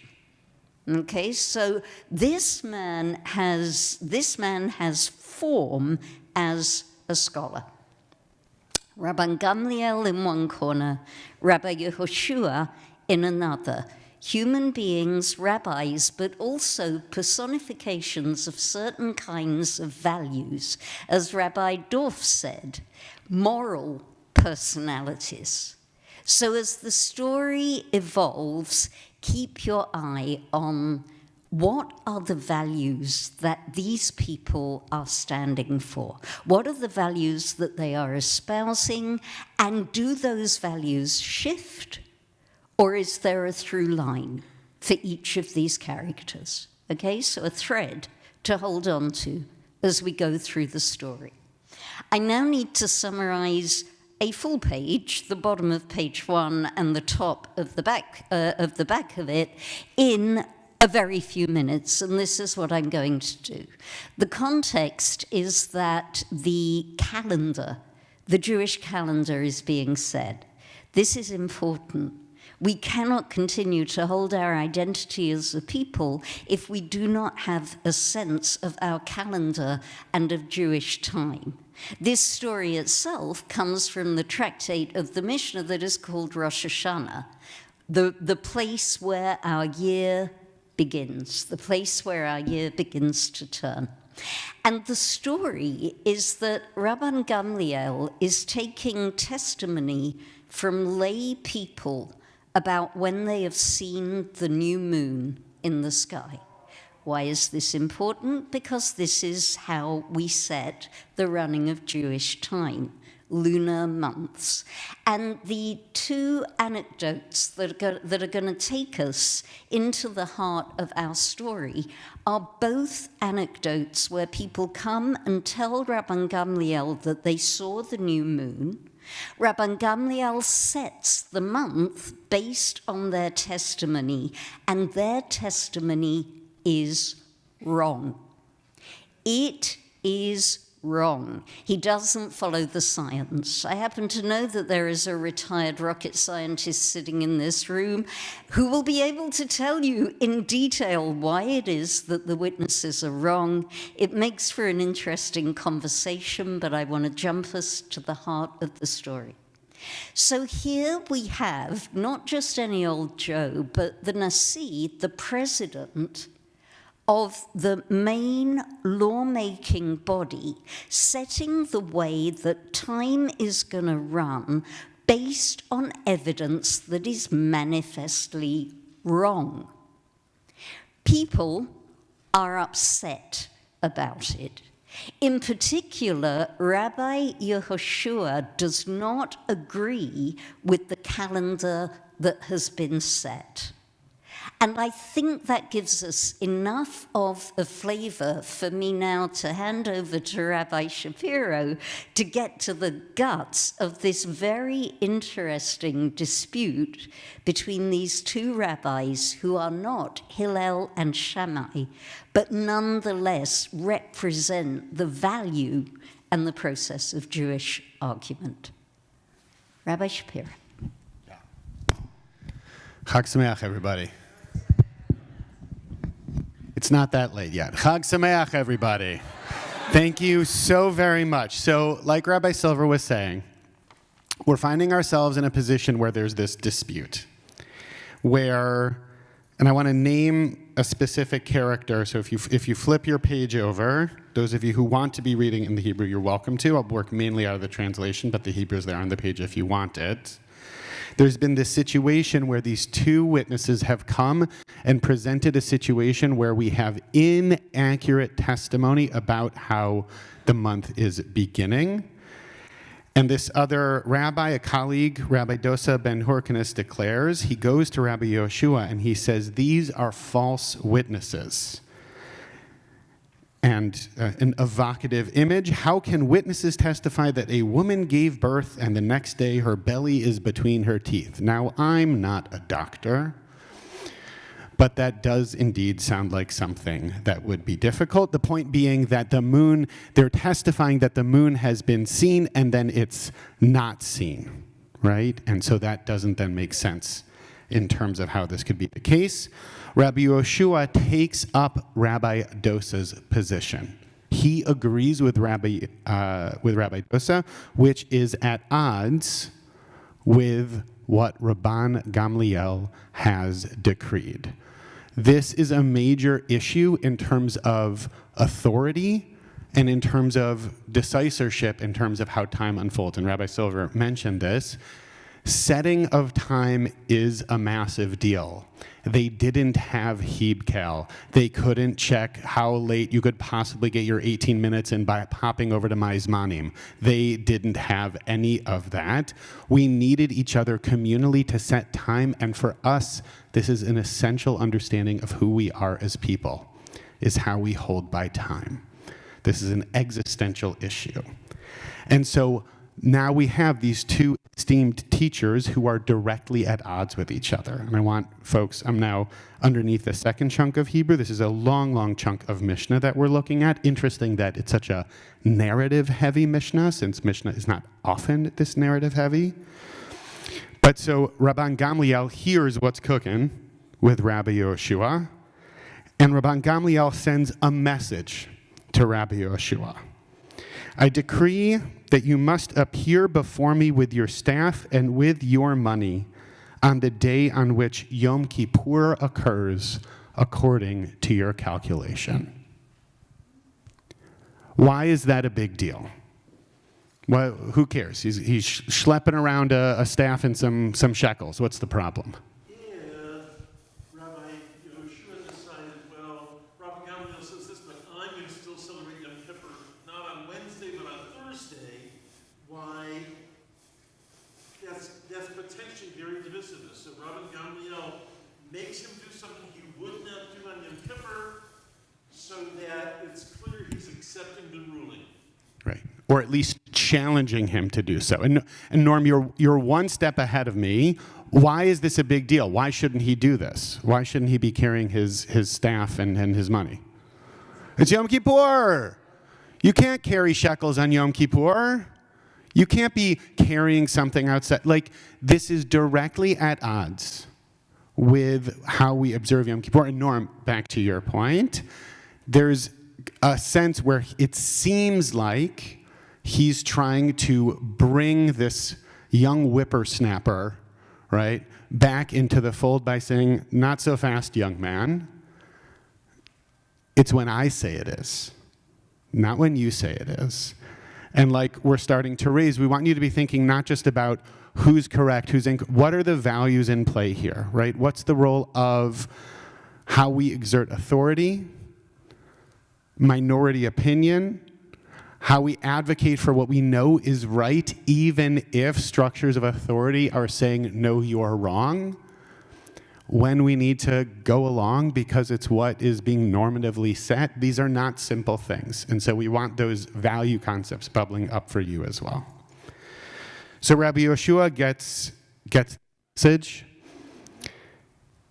Another character who you may very well know, Rabbi Akiva, comes along, and as you saw in the bio on the flip side of the page, Rabbi Akiva was one of Rabbi Yoshua's students. He sees Rabbi Yehoshua distressed. Again, why is Rabbi Yehoshua distressed? What's the problem?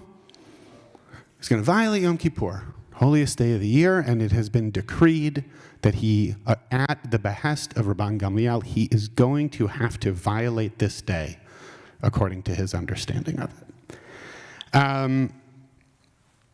Rabbi Akiva says to Rabbi Yehoshua, I can learn from a verse, everything Rabban Gamliel did in sanctifying the month is accepted practice. His student is coming to him and saying, actually, Gamliel has a leg to stand on. And he sort of does a quick little midrashic move here, where he says, this is a verse from Vayikra. These are the appointed seasons of the Lord, sacred convocations, it's a fun word, which you proclaim in their season. In the Hebrew, the sense that Elamodeh Adonai Mikrei Kodesh, Asher Tikra'u Otam.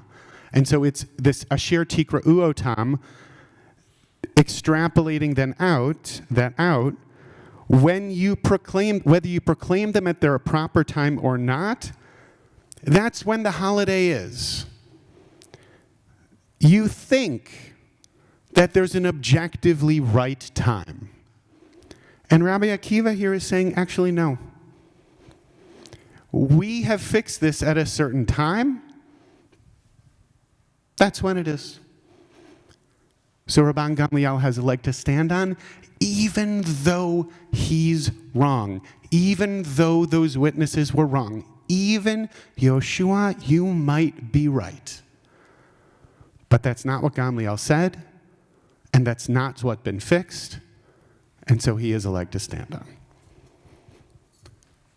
One more piece to layer in, then we're going to get you guys in the mix a little bit here. We're going to see our friend Rabbi Dosa back here hopping in the game here for a minute. Rabbi Yoshua comes to Rabbi Dosa, who says to him, just remind me because it's already late. How was Rabbi Dosa in the mix a moment ago? Where did he show up? What was he doing?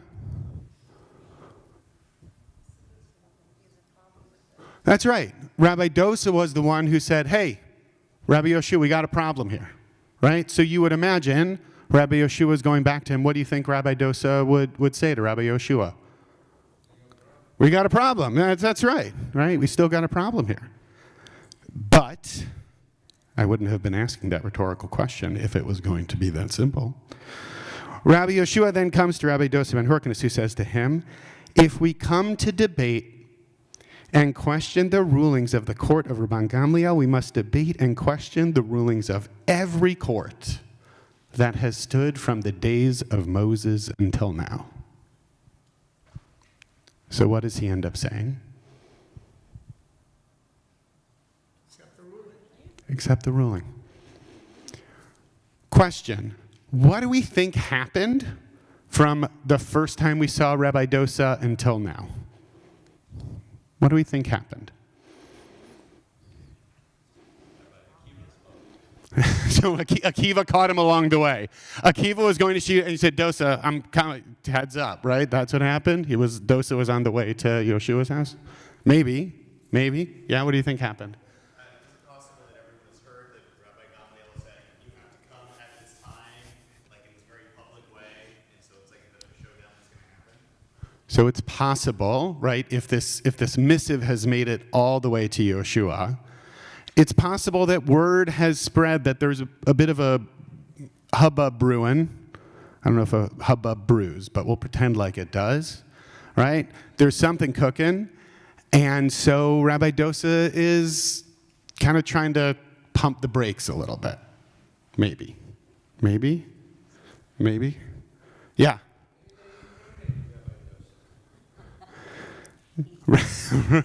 You got some lovely squash here, Rabbi Dosa. We'd hate to see anything happen to him. Okay. So overtly, implicitly, yeah. Which again is an interesting question. I'll just name it from a values perspective.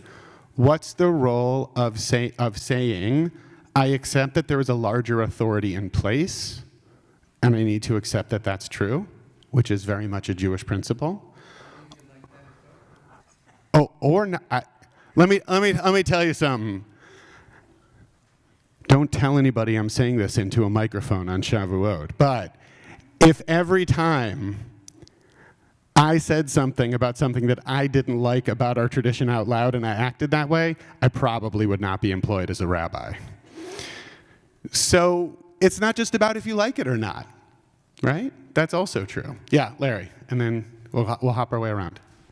I think that Rabban Gamliel hadn't ruled.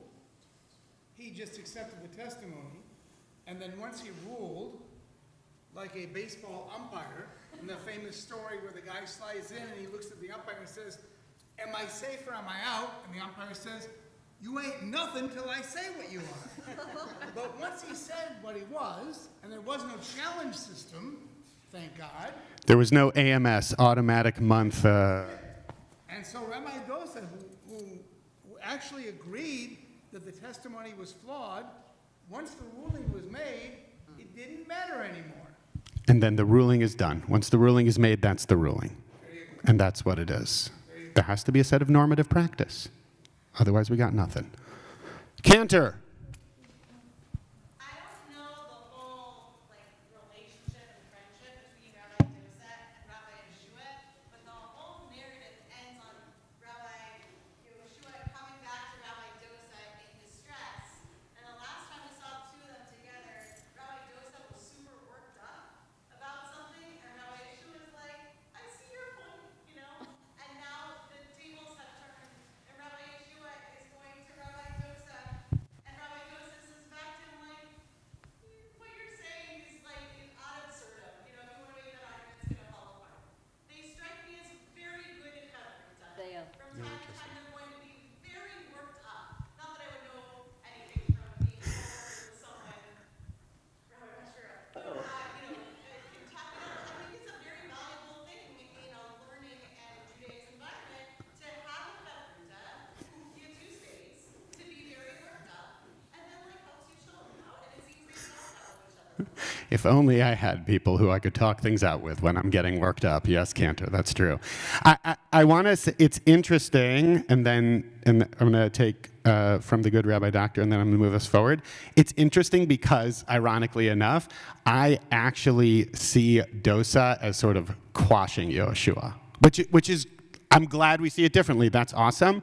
And I just also want to say, this isn't the end of the story, other than a few esteemed professors. You guys might not know that there is a punchline coming that we intentionally did not give you, because we know that if you had the end of the story in front of you, you already would have read it. You know you would have, which is why we're going to pause for a moment and leave you in suspense. Yes? Two possibilities. Number one, given how much Rabbi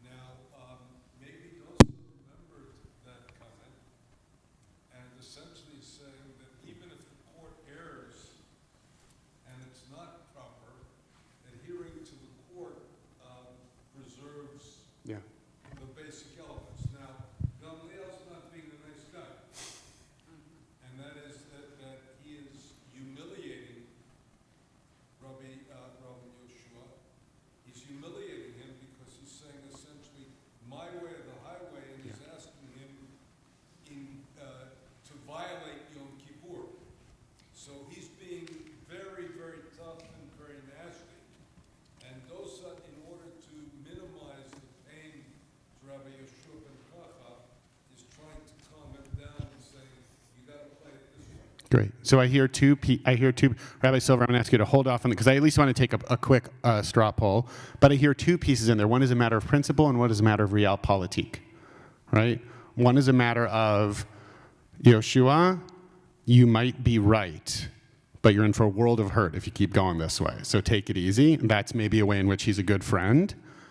And if Rabbi Yoshua is the one who has specifically advocated himself for the fact that lo b'shamayim hi, it is not in the heavens, we ourselves have agency, and we are the ones who set and determine the way things are going to happen here in this earthly plane, then those are the rules. And maybe he's reminding him of that principle. There's also one other thing. Remember this, that the holidays are different than Shabbat. And that is that even the bracha we say Kadesh Shabbat, God sanctifies the Sabbath, but the blessing that we say of the holidays, Kadesh Yisrael, Bahazmanim, that it's the Israelites who sanctify that time, who set that time. Nice. So that already is a principle that's been established. I don't know when it came in, but it's precisely a principle that's being established.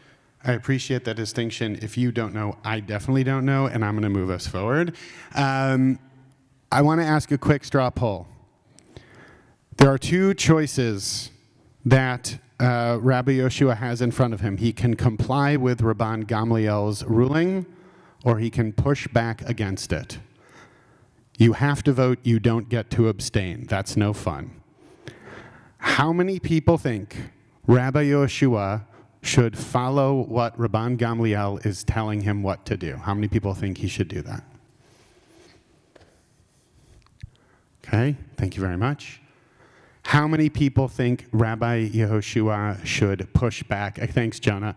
How many, of course, my love. How many people think he should push back against it? Okay, this is great. I know we don't have a lot of, can we play a little bit? Okay. We're going to do this in 3 minutes, and it is going to require physical movement, but it's good. It'll keep you awake. One more time. Yoshua should do his own thing. Hands up. That was the second one. I flipped it around. How many people follow what Gamliel says he should do? Okay. Find someone who disagrees with you. Tell them why you think what you think, and listen to them tell them why they think what they think.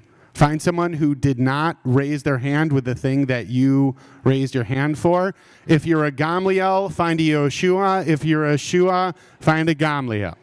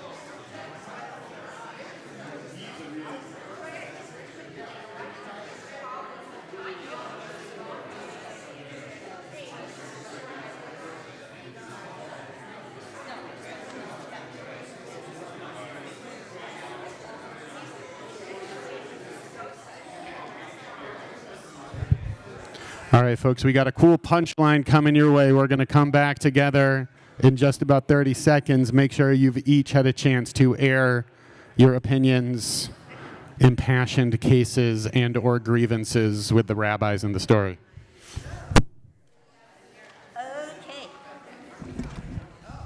Thank you, everybody. So I am hoping that by now everybody has in their hand page 2, which begins with the punchline.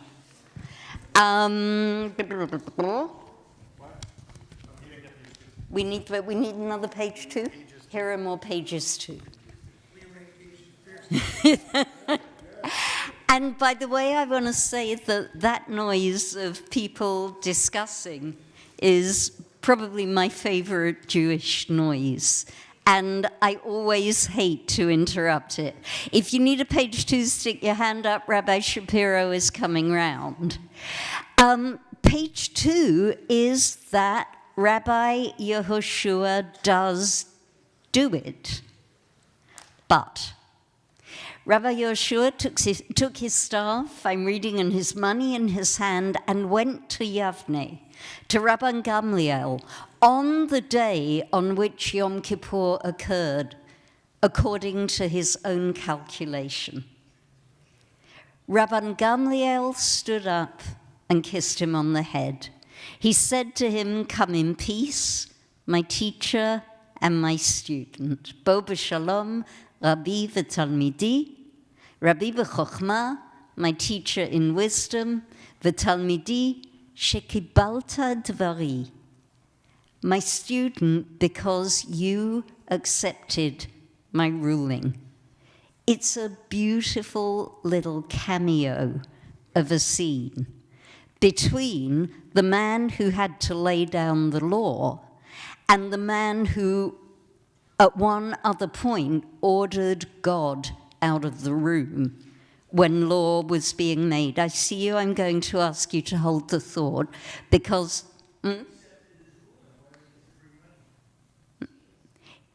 if he accepted his ruling, why did he bring money? Because by bringing the money and his staff, he's already accepted the ruling. By picking up his money, and maybe it was that he was scared for his life, or maybe there's another layer, okay? Because up until now, we've been reading the story from the Mishnah, and the Mishnah is a very concentrated text. My English teacher in school would say that it's craggy, like Shakespeare is craggy.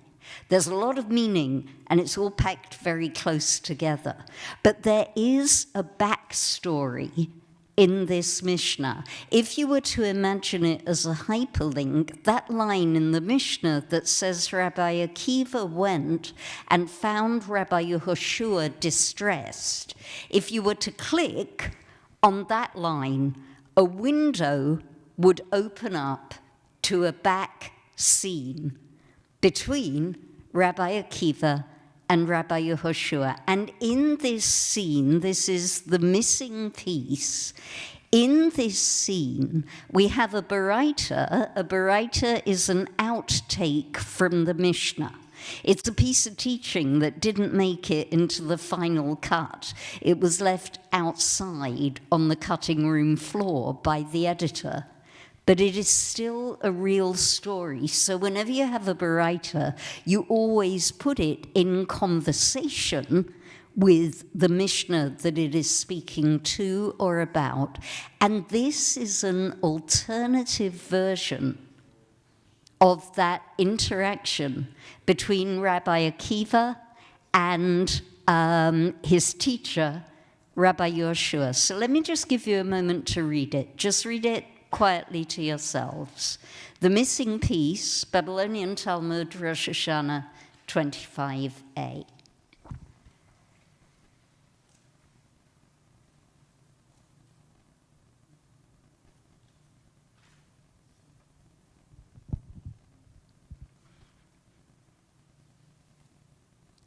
Just let me know by giving me back your eyes when you're done reading.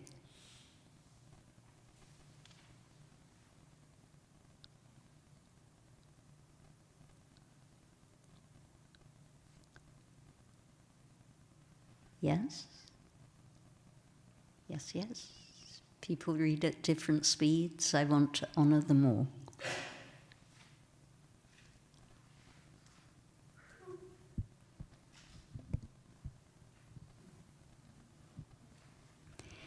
Anybody notice any similarity in the bit of Torah that's being quoted in this interaction? Rabbi Yehoshua is lying on his bed. He's upset. He's heartbroken, actually. This, you should stay in bed for a year rather than do it, suggests that he was never going to take the stick and the money. What is the verse that Rabbi Akiva quotes to him? The appointed seasons verse. Have we heard that before? Didn't we hear that somewhere before this evening? Where did we hear that verse?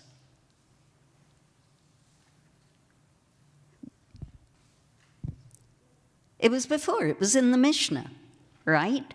Rabbi Akiva in the Mishnah is quoting this verse, but what's the difference? There's a difference here. What's the difference?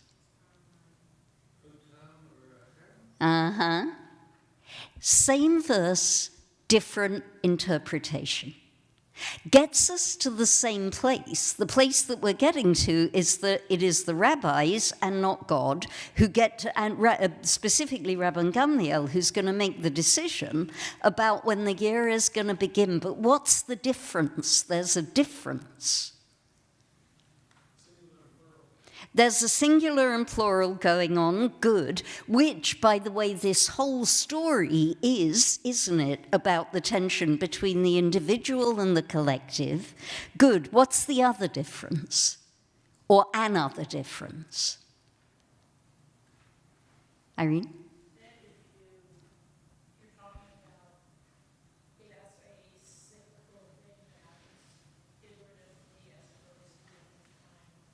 Okay, you're talking about it as a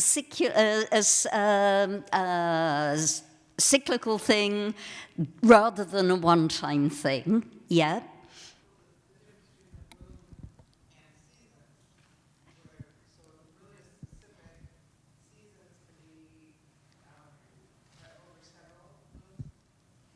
Lovely. Lovely. You are all Torah scholars and you are reading deep, deep into the verse. However, it's not what I'm fishing for. I'm fishing for the interaction between the two human beings here. One is Gabriel's difference between being an honest mistake and a willful mistake. Gamliel makes a willful mistake. Gamliel makes a willful mistake, but where is the honest mistake? If he had made it honestly, it would have been an honest mistake. No, it's a willful, yeah. He would have said, okay, honest mistakes are made. The holiday could be on this day or that day. You're really rooting for Rabbi Yehoshua, aren't you?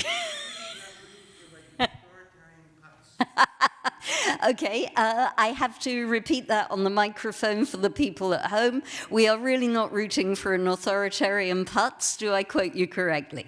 Yeah, okay. There are things about Rabban Gamliel that can make us very angry, but no. What I'm fishing for is that in the Talmud version of the story, Rabbi Akiva is saying to Rabbi Yehoshua, you yourself came up with this idea some time ago. I'm just quoting you back to yourself. You yourself came up with the idea that Rabban Gamliel is exemplifying. Yeah? This was your idea, mate. This is your wisdom, that it is human beings who fix the calendar, that it is not God who fixes the calendar, which is why the punchline of this little bit is, Akiva, you've comforted me. Rabbi Yehoshua is realizing that even though the stakes are this high, and I think what you're reacting to is that this is really, really high stakes, but this means that this is the off-ramp.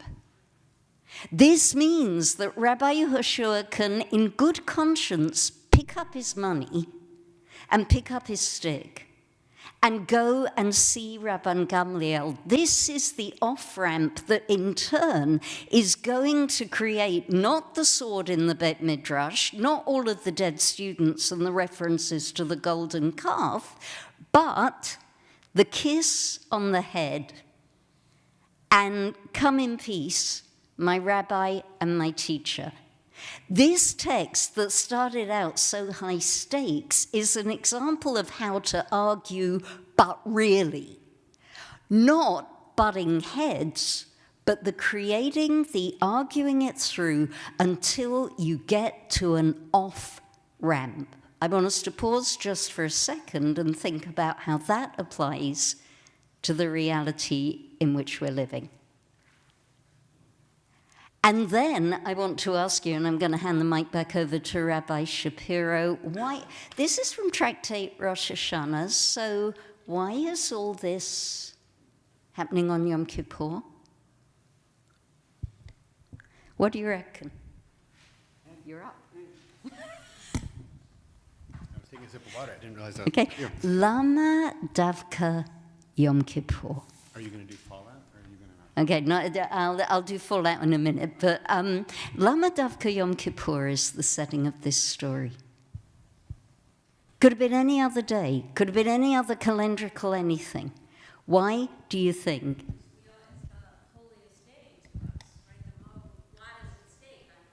A lot is at stake on Yom Kippur, absolutely, and? We get to Yom Kippur by counting from Rosh Hashanah, and I'm going to hand over to you. Oh, that's my cue. If you want, by the way, behind the scenes, this is what rabbi life is like. Rabbi life is calling the person you're teaching with 2 hours before excited about something you realized in the text from Walgreens at like 5:30. That's how cool and exciting rabbi's life is. I don't think it's a coincidence, and building on that, this idea that we don't start the calendar at Yom Kippur. What do we do on Yom Kippur? What is the hallmark of what we do on Yom Kippur? We make Teshuvah. And so that occurred to me as I was scribbling my little notes, as I often do before teaching. It's like, oh, what if this is a Teshuvah story? What if this is a story about when someone loses their way, finding a way to try to come back? To which you might ask me, well, Shapiro, which rabbi are you talking about? To which I would say, well, yes, that's a very interesting question, isn't it? Right? I don't think it's an accident. It's true. Yom Kippur is the holiest day. It's very high stakes, but there can also be a litany of reasons why something is included. And I think if we look at it not just from the more straightforward legal components, but also in terms of what holidays are about and the meanings that they hold, and that this is a story about distance and coming close and rupture and repair, I think it's also really interesting to consider this through the lens in a story where the climactic point is two people who've been at odds finding a way to come back together, as fraught and in some ways unsatisfying as that moment might feel. So I want to leave that, and we're gonna get some fallout, and then I think we're gonna close with fallout, and you can read the postscript over the rest of your evening. So that is the end of this incident. That beautiful scene, camera pans out, lights go down, the kiss on the forehead, the quotable quote that would look very nice on a bumper sticker, and everything is great between these two until it isn't. Because their story and their disputes continue. And what you've got in the Fallout piece, it's a very long piece of Talmud. It's about a Talmud page and a half, which is a lot of text. But what you've got is the next installment of Rabban Gamliel and Rabbi Yehoshua. And it's a dispute about whether you have to say the Amidah at night. Remember Rabban Gamliel's special interest in the Amidah. Why do you have to say the Amidah at night or not? And they divide on it. And Rabban Gamliel is so ticked off and so annoyed that he publicly humiliates Rabbi Yehoshua. He makes him stand in the Bet Midrash when everybody else is sitting, which in Bet Midrash etiquette is a horrible, horrible thing to do. And at that point, the audience steps in. And all of the other sages say, enough. And they depose Rabban Gamliel. It's a coup. Okay? They have just had it with the authoritarianism. They all rise up against him and they appoint Rabbi Elazar ben Azariah, whose name we know from the Passover Seder, the story of the rabbis who stayed up all night until it was time to read Shema. And we even have a little teaching from Rabbi Elazar ben Azariah after that. This poor young man is about 18 years old when he suddenly gets to be made the head of the Sanhedrin. And there's this glorious little midrash based on the phrase that we have in the Haggadah. It is, which you should look at in the Haggadah, but it's used as the anchor for saying that his hair turned white overnight. There's also a side story of he went back to his wife and said, darling, I'm going to be the head of the Sanhedrin. And she said, are you crazy? Yeah, but that's a separate story. They depose Rabban Gamliel. They throw wide the doors of the Bet Midrash. He had a very high bar for people to come in and be able to sit there. The size of the Bet Midrash triples or quadruples. The whole system changes and becomes chaotic. And who is going to be the voice? You don't even have to read it off the paper. You tell me, who is going to be the voice who comes to all those rabbis and says, you know what? You should have Gamliel back. Who's going to make that argument? Rabbi Yehoshua. Yeah? As indeed it is. So to bring it out on the values that are underpinning the arguments that we have by which we create Torah. This is real argument. They don't mess about, these two. This is high-stakes argument. But what do we learn? What have we learned from them about how to have the argument? What are we going to take home about how to have an argument about something that really, really matters? And it's not just that one of them represents one position and one represents another. The beauty of these two is that they're constantly dancing. But what did we learn about how to argue from these two people?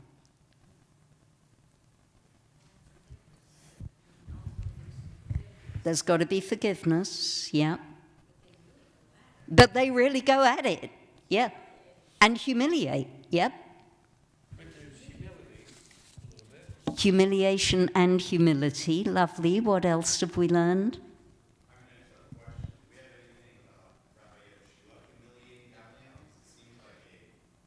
Not of which I'm aware.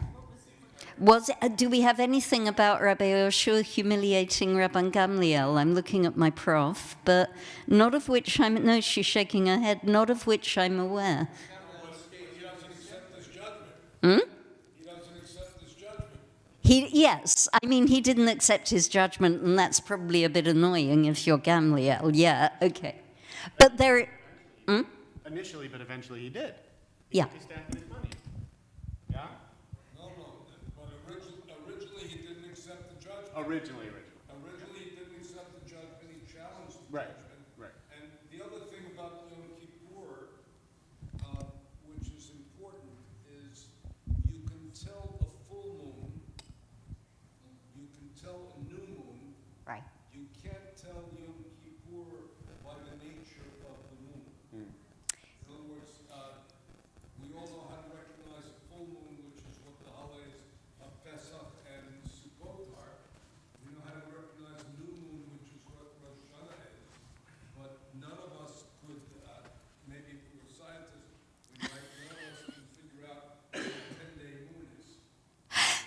Thank you. I want to make sure that that goes on mic for the people who are listening at home. Rabbi Doctor.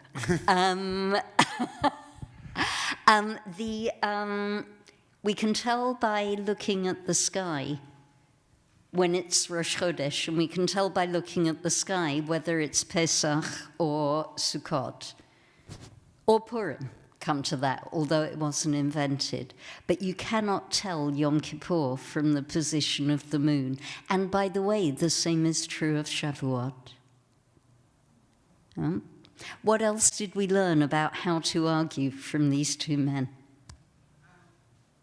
First of all, if by Rabbi Yeshua bringing money on Rabbi Gommel's Yom Kippur, he's saying that Yom Kippur he still believed that Rabbi Yeshua, it wasn't a problem for him to carry the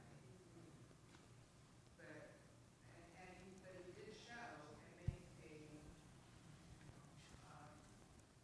So it's interesting. You can read it. The Rabbi Yeshua was carrying money because for him it's the day after Yom Kippur.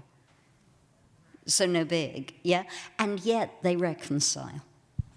And yet there is reconciliation until they fall out again. We're going to need to close. I'm going to hand over to Rabbi Shapiro to close, but thank you. Thank you for all of your Torah. Please keep this. It's a text that you can look at over and over again, and it reads slightly different every single time.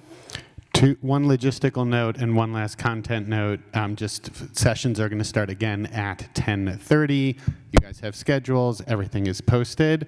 I want to say it's a very hectic time of year for me, and I came to our first Zoom adrift and unmoored, and Rabbi Silver came ready to party. So I'm grateful to her for setting us up with this beautiful sugya. The last thing I'll invite you to think about, there's a lovely postscript there I encourage you to look at. I'm happy to talk about it more with you, but it's too juicy for the 15 seconds we have left. I'll just invite you to consider for the rest of this evening as we celebrate receiving Torah tonight, as we get to every year, going back to that initial punchline of the story between these two giants, and recognizing that you can simultaneously be both a teacher and a student, and carrying this question with you for the rest of the evening and onward from there and beyond however you'd like. What are the ways in which you have something to offer, something to teach, and how are you going to teach that? And what are the things that you are hoping to learn, looking to learn, need to learn, and where are you going to find those opportunities to continue to learn, as we will all hopefully be able to continue to do together the rest of the evening. Chag Sameach, everybody. Yay!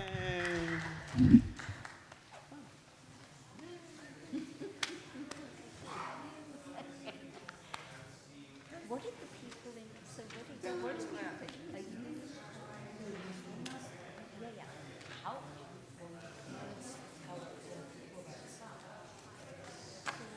It's hard to get it exactly. Well, no, that's when they start. The moon is which day is which. You can tell when the day starts, right? It's moon tells you which day, stars tell you when the day is starting. 3 stars out is Shabbat over, but the moon is telling you which day.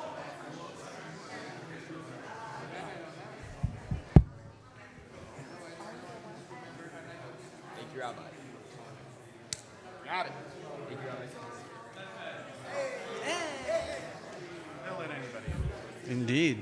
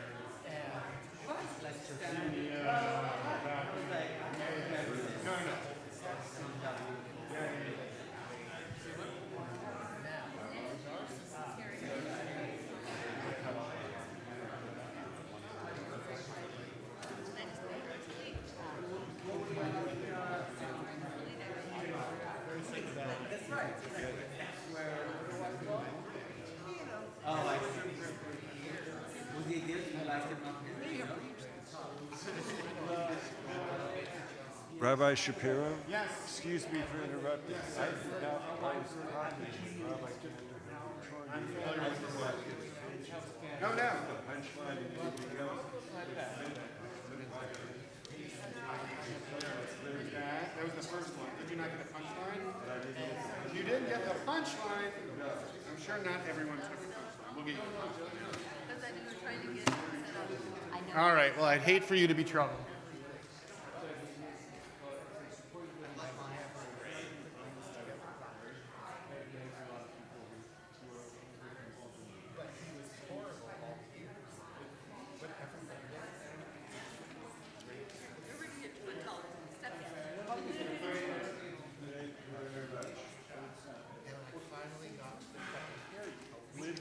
Yeah. I assume somebody's going to bring the pages that I need to see.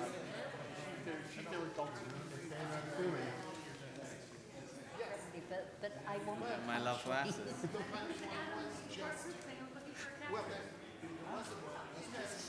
Oh. Rabbi Iggy's here. Hello, Rabbi. That was great. Thank you. Enjoyed it very much. Thank you very much. And you'll need to fold to your right when you enter. I mean, it's already. Oh, I saw he had TIOH. No, but like. Oh, but like when you're here, that's not true. For a while, he's like, How long ago? you don't drive. It's hot in here. Is it hot in here? Pandemic, it is hot in here. No, it's hot in It here. is hot in here. Where do I find my stuff? good for you. You probably have the same one.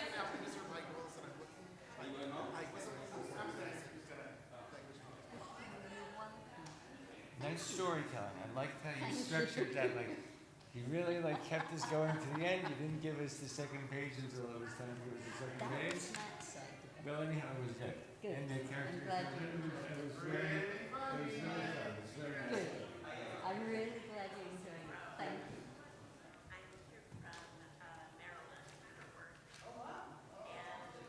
Now, what was that about snacks?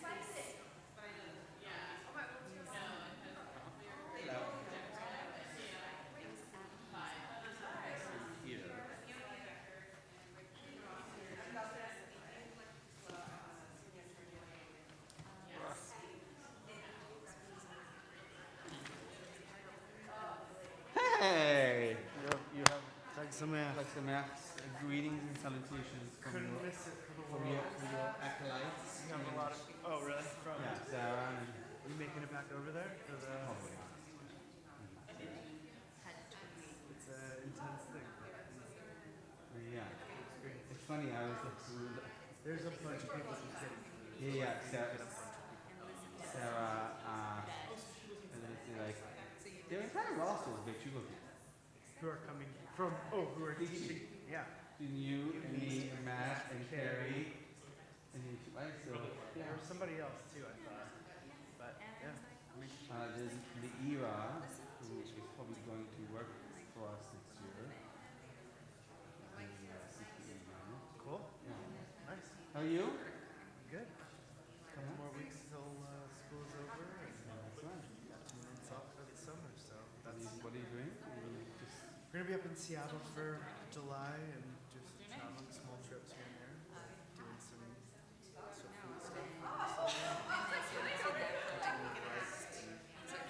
Work on like a little memoir book or whatever this thing is gonna be. Good. Otherwise, you still go back. A lot less back and forth, but yeah. But yeah. No, I don't want to say for people. Trying to move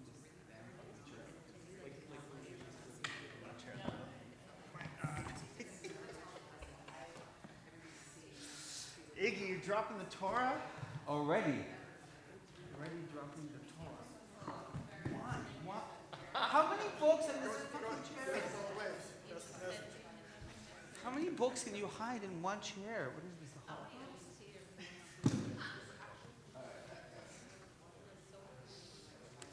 So when you see Matt, I did see. Yeah? people here can confuse us all the time. You and Matt? And also trust things. Oh, do you know? You actually laugh, but it is true. Even though you won't believe me. Do you know who confuses? Which two people at Teshuvah used to confuse both of us all the time?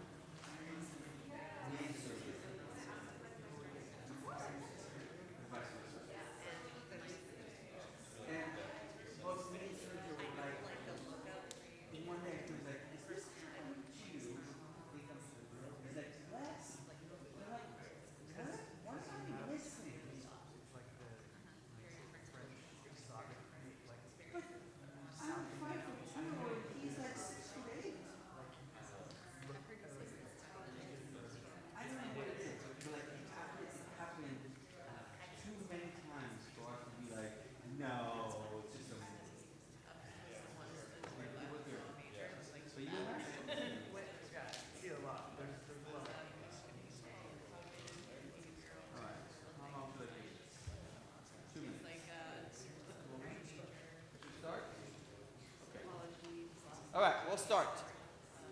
Gonna get some water.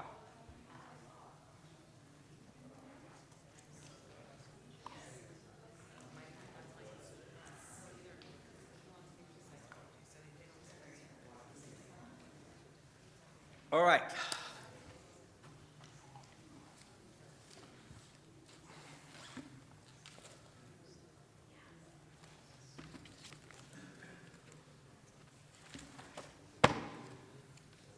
Stay. Hello, everyone.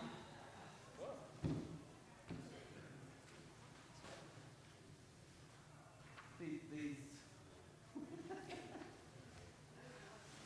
You don't make me. It's funny because I haven't been here doing this Tikkun for quite some time, and I walked in and I said to Rabbi, she was like, "Does this always look like this?" And Matt was like, "Yeah, for a while." And I'm like, "No." And I was like, "When is it?" So yes, I was here. I think 2016, 17, way before this was renovated. So. Hello everyone, I'm Rabbi Iggy. Very nice to meet everybody. In the next sort of hour together, we will talk a little bit about really what I like to refer to as spiritual technology. In the sense is sort of that what I'm really passionate about is the ability to use spirituality without religion, the very sort of like nascent field, if you will, of sort of vernacular theology, or if you want to call it practical spirituality. I am personally and professionally allergic to amorphic spiritual words that mean very little, such as the work, or right, or check in with yourself.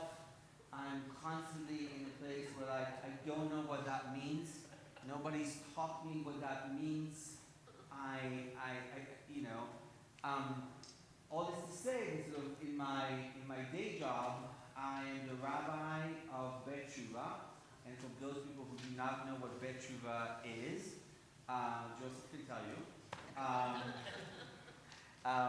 Teshuvah is a... That's your job. What? That's your job now. Exactly.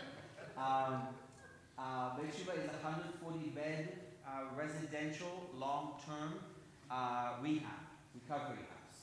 It is a place where mostly Jews, but not Jews, come to spend around 7 months in a residential setting to deal with their addictions.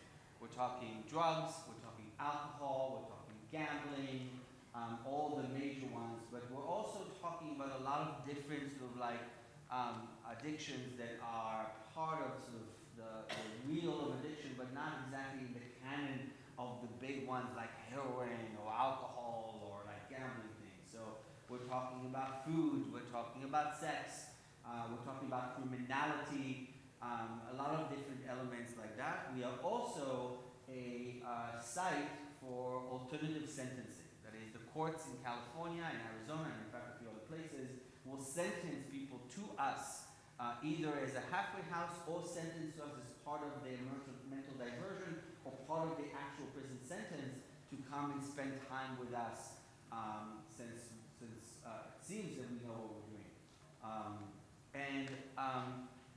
I say this because really the great privilege, if you will, is that nobody comes to me when they're successful. Nobody comes to us when they're like at the top of their game and they're like, this is great, right? People come to us as the sort of like, right, sort of the euphemism, right, is rock bottom. People come to us when all is lost, when they've lost everything, when they have nothing, when they've been thrown out of home or thrown out of house or thrown out of family, and they are absolutely derelict, right? We are accepting people when they are in crisis, in fact, right? And our job is to not just move them out of crisis, but move them from crisis to thriving. All that within 7 months if we're able to do so.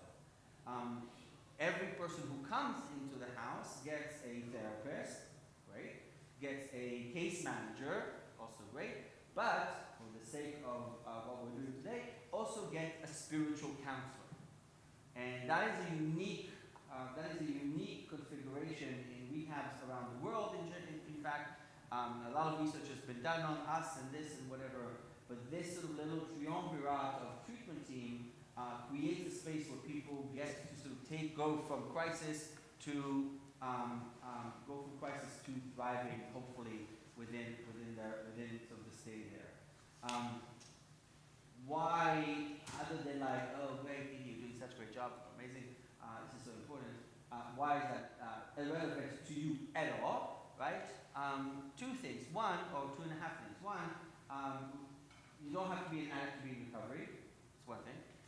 Or as my old mentor Harry used to say, you're either in recovery or you're in denial. Fine. And if you're feeling some kind of feeling about that, we should talk. But really more importantly is that my job is to take these people, take the community, right? Because we're also a functioning temple. Take the community. What? Do I need a mic? Yeah, because the live stream. Because of the live stream. I forgot about the live stream.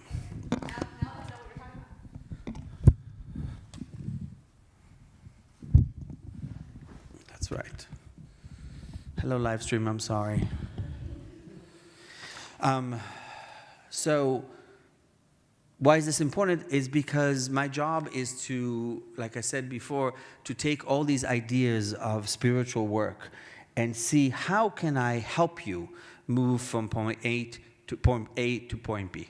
How do I see how I can see the soul, the actual essence of who you are, right? The spirit part within spirituality, and what can we do? What does our sources actually have to teach us about what does spirituality look like? And again, always with the lens, always with the caveat of practical spirituality. I don't want, at least for me, right? I don't want any mumbo jumbo. I don't want any jargon. I don't want any, like chazara b'teshuvah, sort of find God through the eyes. That's great. That can work for some. That's awesome. Doesn't work for me. Never has worked for me. I don't particularly want that. In the sense is sort of that, right? We have to distinguish between religion and spirituality in a way that makes sense, right? And in a way that also is not offensive. And I don't say this in the PC kind of a way, but in a way that sort of how do I use everything that I know and translate it into a language that allows people to actually connect. And what do we do for that in terms of tools? Not just in terms of let's study Torah together and you'll be filled and your cup will be, filled with Torah and you'll feel great. That's awesome, but I'm not talking just about that. I grew up in a Orthodox family, right? Now we call it ultra-Orthodox family, right? So like for us at the time it was just Dati, right? Back in the 70s and 80s. Now it's Haredi, right? I have a funny little accent. I'm Belgian, and grew up in a very traditional Belgian yeshiva system, Talmud, the whole thing. So in that sense, my intro into this is always coming from that kind of a place. And from there, my journey sort of like went through a lot of different twists and turns, only to get to be the head rabbi of a place that when people ask me, what kind of Jewish are you? What kind of movement are you? Conservative thing? The answer is, we're just Jewish. What that looks like, I'm not concerned. We used to call this post-denominational, but I find that sort of kind of like, also, it's so mainstream now with everything that's happening in rabbinical schools. I feel like when they're all shutting down, what is post-denominational anyway? Questions, comments, thoughts? Feel free to raise your hand at any point. I'm a pretty clear thinker, so I can navigate sort of the parking lots I have to go into. So, but if you have questions? Yes? This is just being nosy. Yes. Yes. I do have tattoos. That's correct. Yes, I also break Shabbat, just so you know. I don't know if it helps or not, but my first tattoo is the Shema on my arm. It's true. I have a mem, right, somewhere around here, right, for Talmud. There you go. Yeah, I'm not a very good Orthodox person anymore. But yes, my relationship with Orthodoxy has changed. It's true. So, yeah.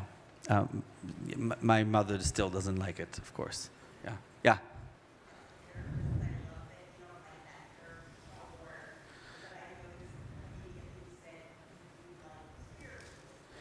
Correct.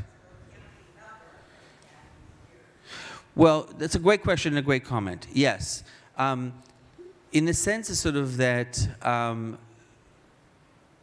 spiritual work, at least sort of within the context of what we're going to do together, or in the context of I work with, is kind of relinquished into sort of a narrow form of different ideas and different tools that I want you to go through. Right? And they have benchmarks. That is to say, right, it is very, it's not super emergent in the sense of like, right, and that's why when I say the work, right, I say I don't like it because I don't know that sort of that that always is very open-ended, right? And what I'm saying is that, right, and I call this session the soul has an algorithm, because I think there's actually real benchmarks within spiritual work that sort of that you really can, in fact, sort of gauge yourself against and seeing how am I doing, right? That is to say that there are certain ways sort of that we can have a conversation about the sort of spiritual benchmarks, which will tell me where you started and where you are. Right, and it does, and it's sort of like it's a little more prescribed in that sense. Of course, yeah, cool. Other questions, comments, thoughts? Yes. I'm still thinking about what you said, like the Torah period. Yes. You're either in recovery or you're in denial. Sure. Addiction, in my opinion, has of course a medical component, but addiction is a spiritual malady. Addiction is that voice in your head that says to you something is wrong with you. When God made you, He made junk. Addiction is that constant nagging feeling that you don't matter, that something is wrong with the way you think, the way you speak. Nobody cares about what you say. This is anecdotal, really, truly anecdotal. I haven't studied it yet, although I have a few proposals around this. 100%, almost 99% of the people who are at the rehab have a history of trauma, right? Abuse of some kind, sexual, physical, emotional, religious trauma. 99.9% of the people there have that. That's been well researched. That's not big news. The other two major groups is actually much more interesting, and that's the thing that's more anecdotal. I would say about 75% of the people who are at the house have some kind of learning difference. ADD, ADHD, dyslexia, dysgraphia, some kind of learning thing. The smaller group, significant but still smaller, about between 25 and 27% of the people in the house did not grow up with the traditional family of origin. So they were either adopted, foster homes, multi-generation homes, grew up with an uncle, aunt, whatever. I say this because if you think about the mechanism, right, the mechanism of the addiction, which is you don't matter, something is broken with you, it is the exact same mechanism in all three groups. You are disposable, you are somebody's rag, nobody cares, you are abandoned, you don't study like everybody else, why don't you get it? Are you stupid? You have spilkes, why can't you get this? If only you ate less, if only you did less, all these things.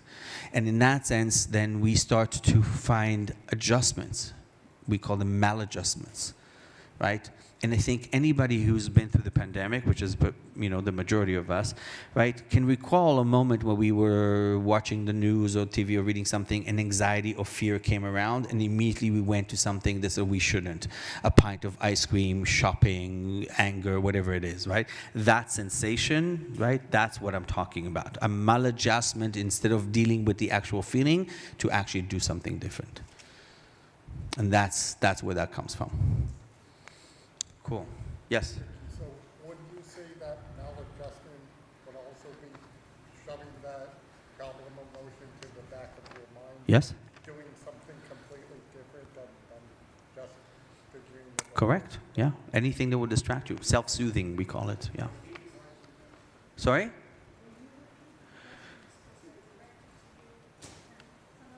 Sure. The question was, does that also mean the things that sort of when you go through that you shove to the back of your head, that you try to avoid at any sort of like in those moments? And the answer to that is yes, absolutely. The sort of that, again, all the self-soothing that we do. And to this day, right, doom scrolling, right, so that we do all those kind of things. All right, let's study some text, yes? All right, you have your sheet. We're not going to do all of them clearly because, I'm, my own anxieties is, there's sheets coming there in the front, but I know if somebody can bring a whole bunch of them, that'll be great. So, again, we're not going to do all of them, but, rabbinical anxiety is getting caught with not enough text. So we put 3 times as much as we can in a year, right? All the rabbis are laughing, right? Sort of like, but what if I run out of something to say? All right. Let's start with at the bottom of your sheet, there is a text, it's in Hebrew, the English is on the other side, which is Bereshit Rabbah, right? I'll read the English. Rabbi Nachman said in Rabbi Shmuel's name, "Behold, it was good," refers to the good desire. And behold, it was very good, refers to the evil desire. It only says very good after man was created with both the good and the bad inclination. In all other cases, it only says, and God saw that it was good.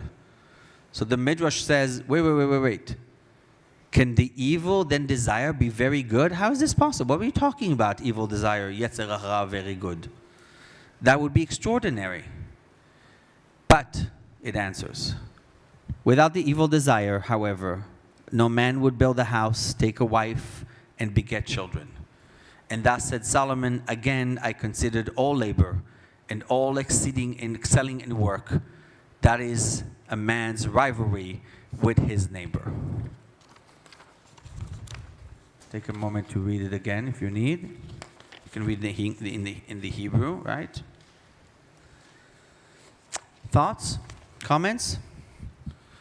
Okay, I hate this.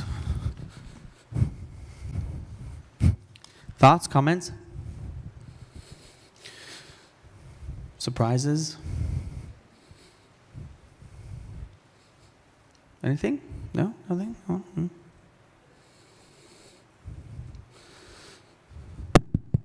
Jews? Thank you.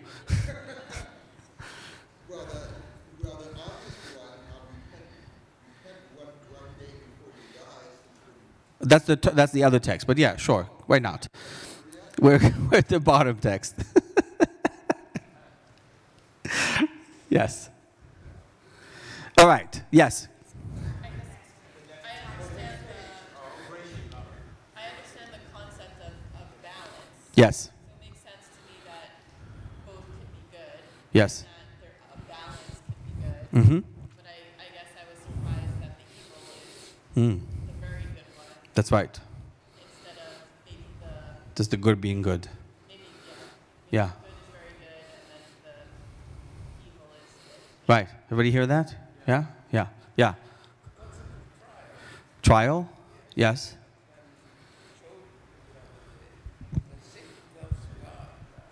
We have done this because, not because we expected a reward.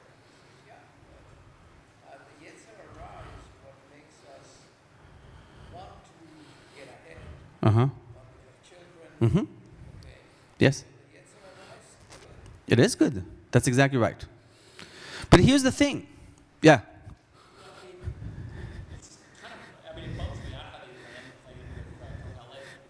Yeah. The grand unifying theory of motivation is besting good. Yes. Well, my wife doesn't understand that. Yeah. No. But I would say it's fitting that it's your wife, and I'll say this in a minute why. But here's the thing. Imagine you being somebody who is ashamed of things you've done. Imagine the entire of your life, right? You've heard that, right? There is Yetzer Hatov, the good inclination, and then there's Yetzer Hara, the bad inclination, right? You have the good monkey, right? And the bad monkey, right? The little devil and the little, right? And the little angel, and they're constantly, right? So like pulling you of things what to do, right? That is to say, right, how many times in our lives have we heard like, oh, you've done something bad, and what we have heard is, I am bad. And here a text, right, which is sort of at least 2,000 years old, that says to you, what if the bad inclination is required for you to be who you are? Right? 1900 years later, Jung will call this shadow work. Right? But we know this from day one almost. Why is this important? Because it allows us to start configuring an image of self that is not binary. It is not good and bad. It is both good and both bad. And the bad can be good, and the good can be bad, and you need both of them. Because without the bad, you don't go. Without bad, there's no lust. There's no creativity. So if I try to just be a good person and I kill the other part, nothing will be created. And here's something else to maybe blow your mind a little bit about the wife thing. How many people here were married under a chuppah with a ketubah, for example, and had a sheva brachos at their wedding? A lot. Great. All right. So, Yetzer HaTov. Now look at the Hebrew for it. Yetzer HaRa. Right? What if it's Yetzer HaRe'ah? As in, Sameach Tesamach Re'im Ahuvim Kesamchecha Yetzercha Dem Mikedem. What is a Re'im Ahuvim? Friends, lovers, partners, wives, husbands. What if it's not Yetzer HaTov and Yetzer HaRa? What if it's Yetzer HaTov and Yetzer HaRe'ah, the good inclination, and then its partner? And I'm not doing any real halachic acrobatics here. All I'm doing is take away the vowels, the nikud. That's it. And showing us, right, as Hebrew does always, that those two live together. So when I'm entering into this, right, with this sort of whatever talk, they could be weeks and weeks and weeks, 7 months, in fact, right? The entry point is for us to be like, I reject the binary. I reject anything that says I'm just this or just that. Because on the text as well, right on the opposite page, so it's the page, I guess before last, it says Orot HaTeshuvah in the middle paragraph. I think it's one more page here. This is from Rabbi Kook. Teshuvah, we'll define Teshuvah in a second. It looks like this. Yeah, there you go. Teshuvah precedes creation.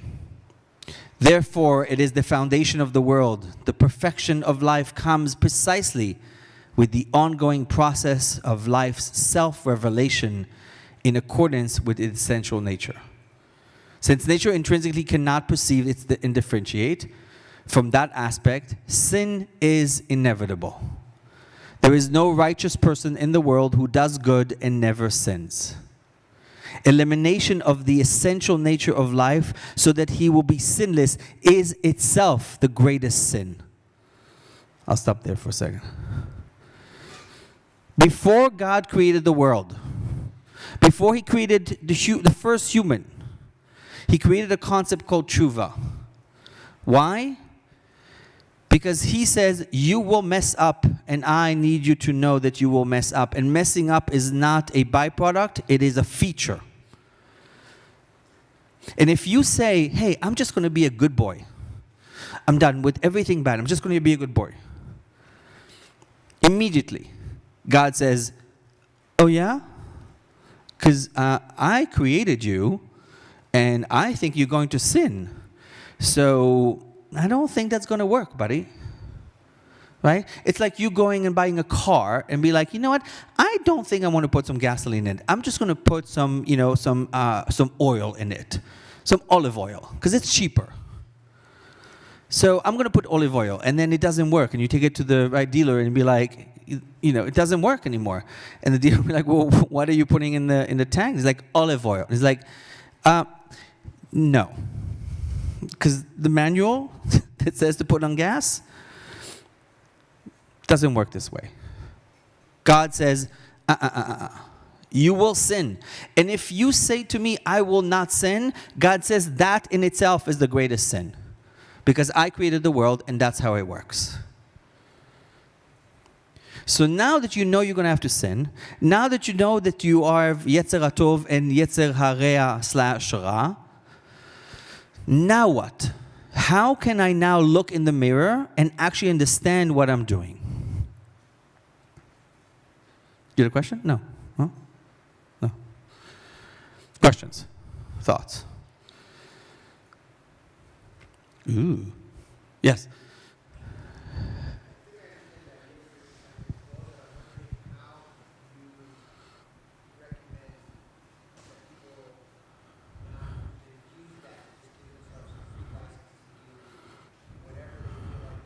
Right.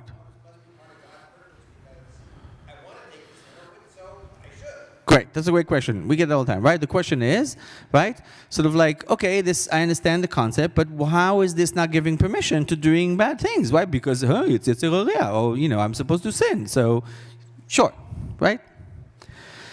This is where a lot of discernment has to come, right? And let's see if I put this on this page or if I put it on a different page.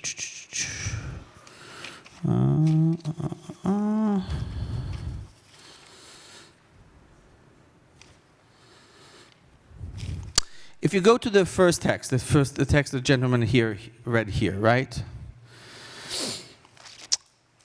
We learn in a Mishnah, right? Shabbat 153a, it's in your first page. Rabbi Eliezer says, repent the day before your death, right? Rabbi Eliezer says, hey, you have to do Teshuvah the day before you die, right? His students then say, of course, like, well, Rabbi, does a person know the day in which he will die?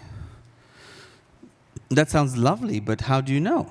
And of course, the rabbi, because I'm Ashken normative, and I'll be like, aha, right? The rabbi sort of like strokes his beard, like, there you go.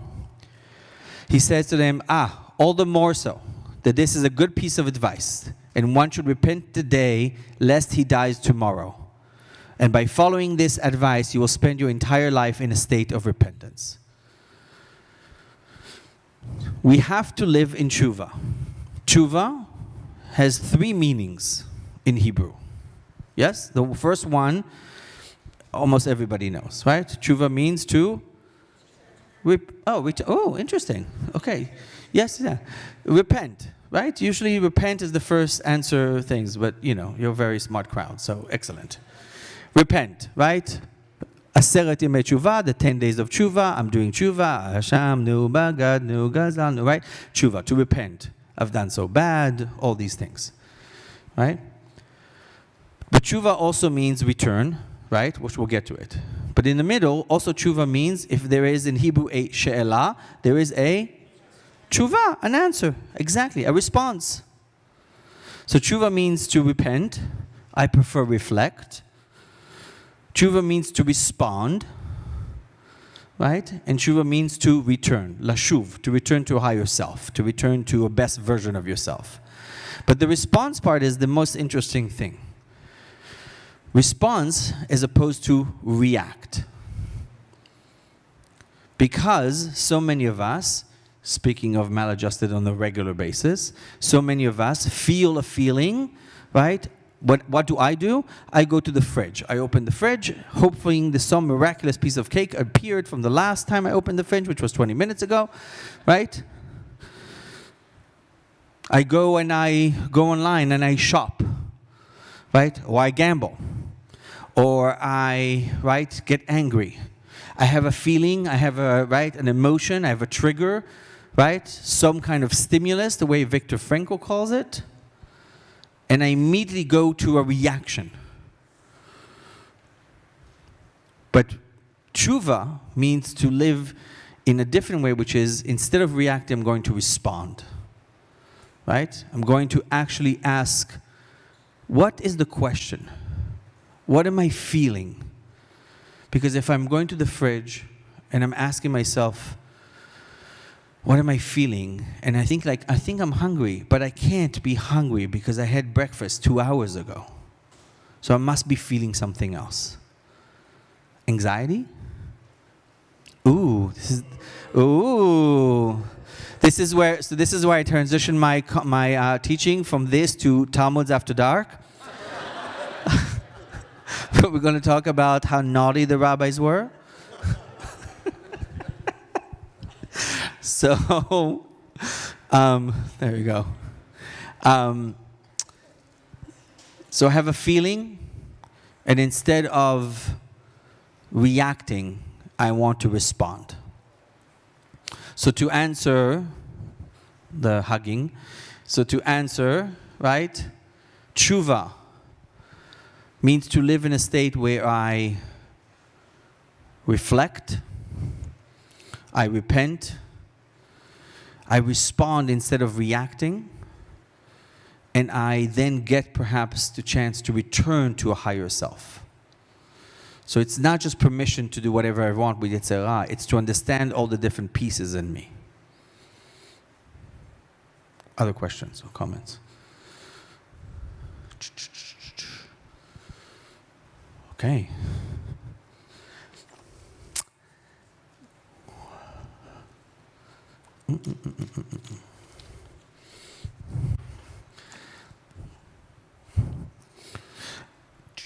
$11:30, right?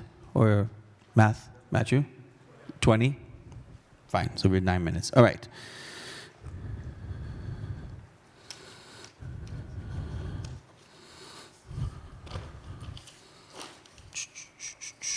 I made different copies of something for you guys. Does that work? Want to pass out? Yes, would you please?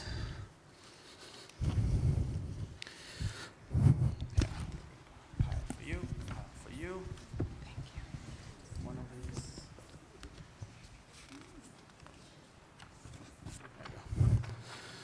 All right, so you'll see there's a little, so like it's 3 pages. It's sort of like a gray and 2 whites. Because we have 9 minutes, I want to show you something. How do I translate all this into practicality, as I said before? I've created, or we create, Teshuvah sheets, Teshuvah worksheets, which we do on a weekly basis and on a daily basis. The Teshuvah sheets require us to sort of look at ways that sort of we think about our days and our nights. The ability to look at our world through 3 lenses: truth, remorse, and responsibility. And in truth, we keep asking how we do the things we're supposed to do. In affect or remorse, we talk about how it is affecting others. And in responsibility, what have I learned about myself? But the way we've translated this into this is a little nightly and daily journal that asks us, how do we create a system that allows us to reflect? And I'm going to leave that to you guys to read, but at the end, in your pages, there is also, to take from our tradition, a prayer. About 15 years ago, what? We've come so far. We've come so far. I'm going to show you something. This is even better.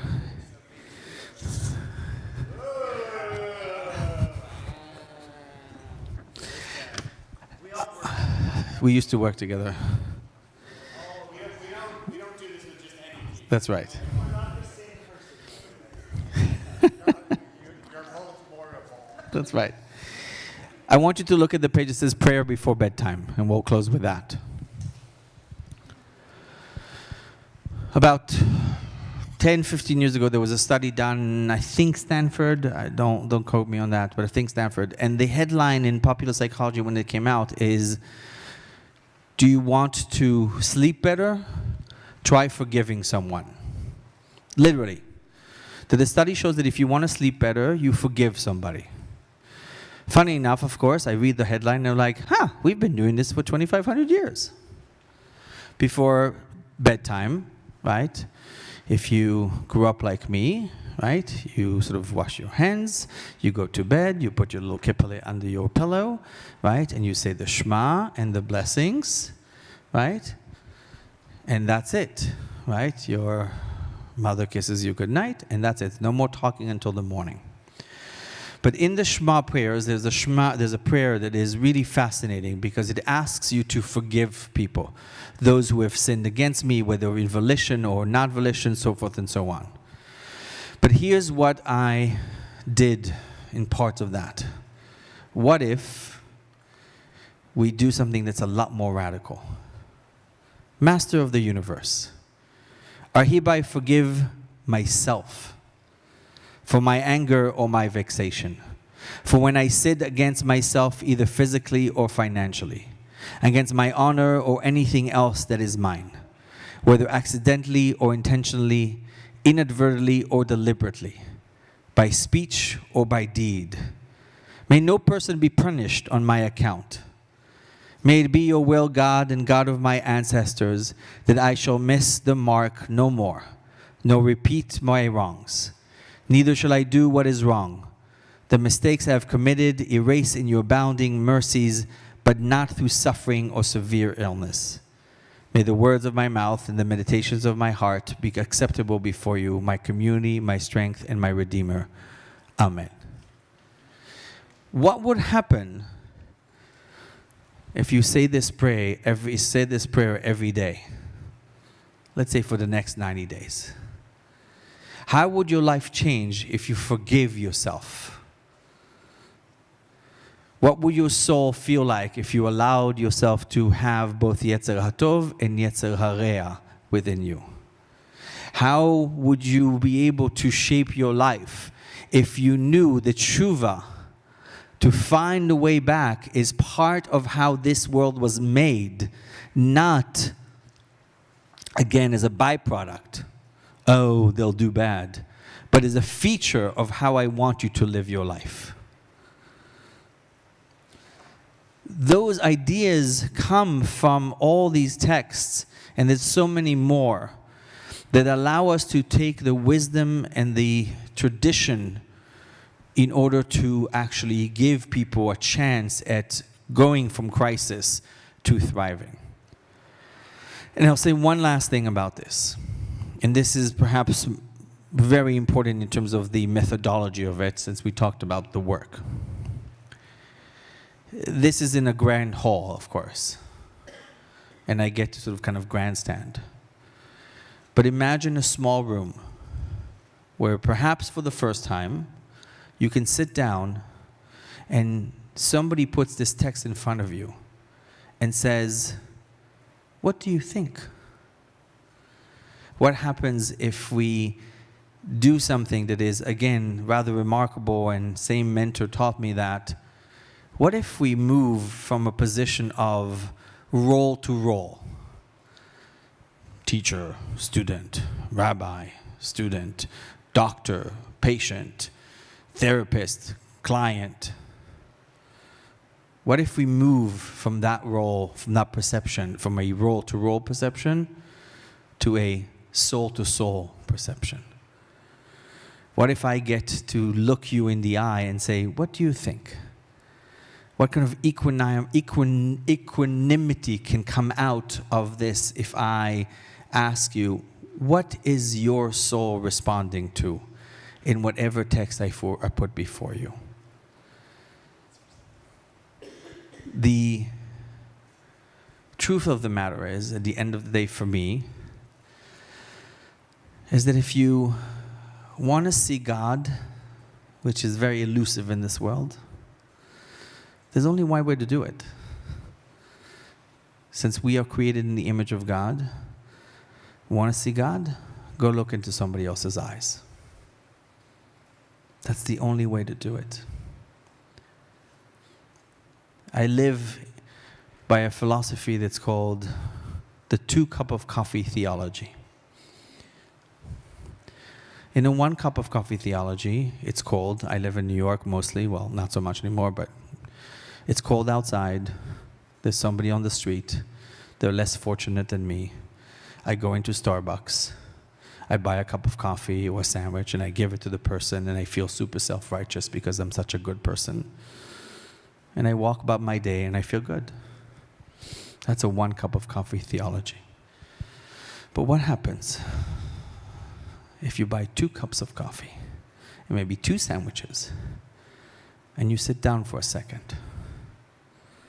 What happens if you are able to share a cup of coffee or a few sips of it with somebody and look them in the eye and saying, let's have the cup of coffee together?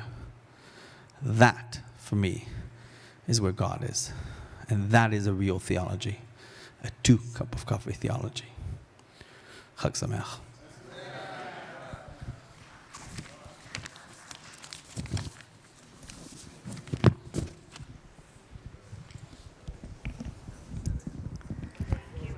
Thank you. Well, thank you. Absolutely. Absolutely.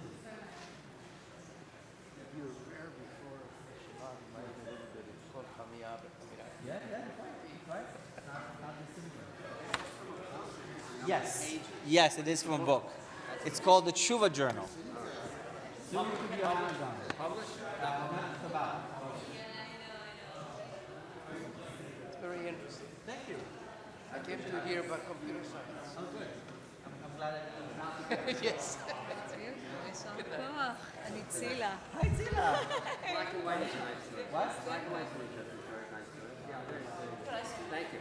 Thank you very much. תודה רבה. ביום שני וראשון. בראשון אני מלמד יום ראשון. Analogy of the bracha.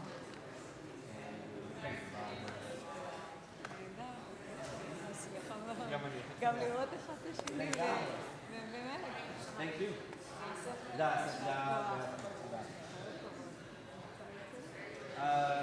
Schön.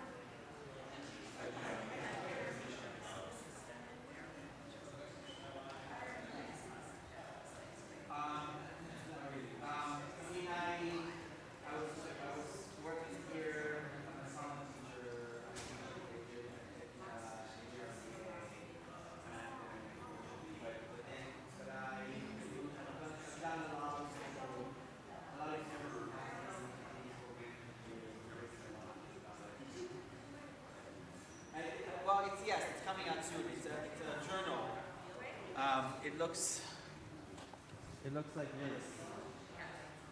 So it's this is the faded color. It's coming out very soon. Yes. That's not mine. Yeah, thank you. Bokhati, thank you.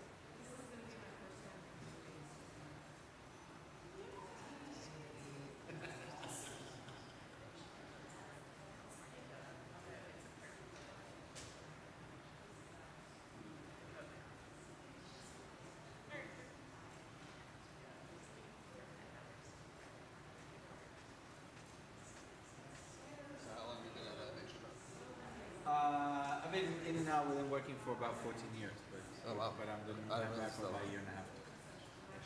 Amazing. Yeah. Cool. No, I really enjoyed Thank the you. session. Thank you very much. Yeah. And also, the little chiddush on. Yeah, it's beautiful. Thank you. Because I took it with. It's a cool juxtaposition of neighbor in the verse with Yetzer Hara. So it's like the Yetzer Hara is like the neighbor that lives in your head. Yeah. You know. But he's Yetzer Hara. There's just no. I just don't know. It's impossible to not see it in my mind, right? Because again, it's not. I mean, I've had drashas that are like real stretches. I'm like, okay, it's not even a real stretch, right? It's like it's purely biblical. Yeah. So. Yeah, absolutely. Cool. All right, nice to meet you. Yeah, Chag Sameach. We meet you. So nice to see you. Oh, you guys never crossed paths? We met. We did. Yeah. When I interviewed at Teshuvah. Oh, cool. Okay. Way back when? Back in the day. Yeah. Those are the days. Yeah. Now Josh is in South Africa. Not permanent. No. It's cool. It's crazy you guys know each other. It's such a small world. Yeah. Yeah, literally. I grew up going to his house regularly. I think he taught me how to play video games. He had this one mass submarine video game. Well, nice to see you all. You too. Chag Sameach. Sameach. All right, what time is it? Probably time to start. Oh, okay. 11:30. Let's do it. Okay, we got 2, 4, 5, 6, 7, 8, 9, 10, 11, 12. Should I bring this? Yeah. It's freezing. It is very freezing in this room, yes.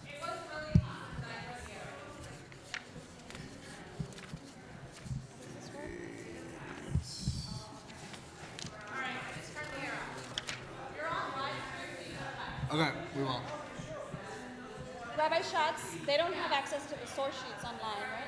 You have access to the source sheets online? Source sheet. How does this thing work? There was no way for us to.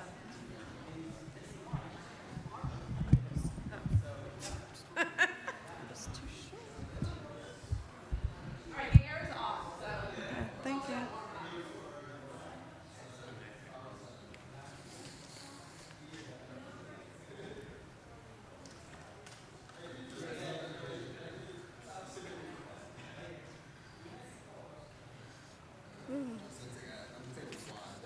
Yeah, just plunk a word somewhere. Do you want to introduce while I pass out? Yeah, sure. Hello, everybody. Chag Sameach. Welcome to the 11:30 slot of the night. How's everyone doing and feeling at this hour? Good, awesome. Yeah, hopefully it will be less freezing in here. So welcome to The Voice Behind the Mechitza and The Voice Within. Yamima Abital meets the Maharal of Prague.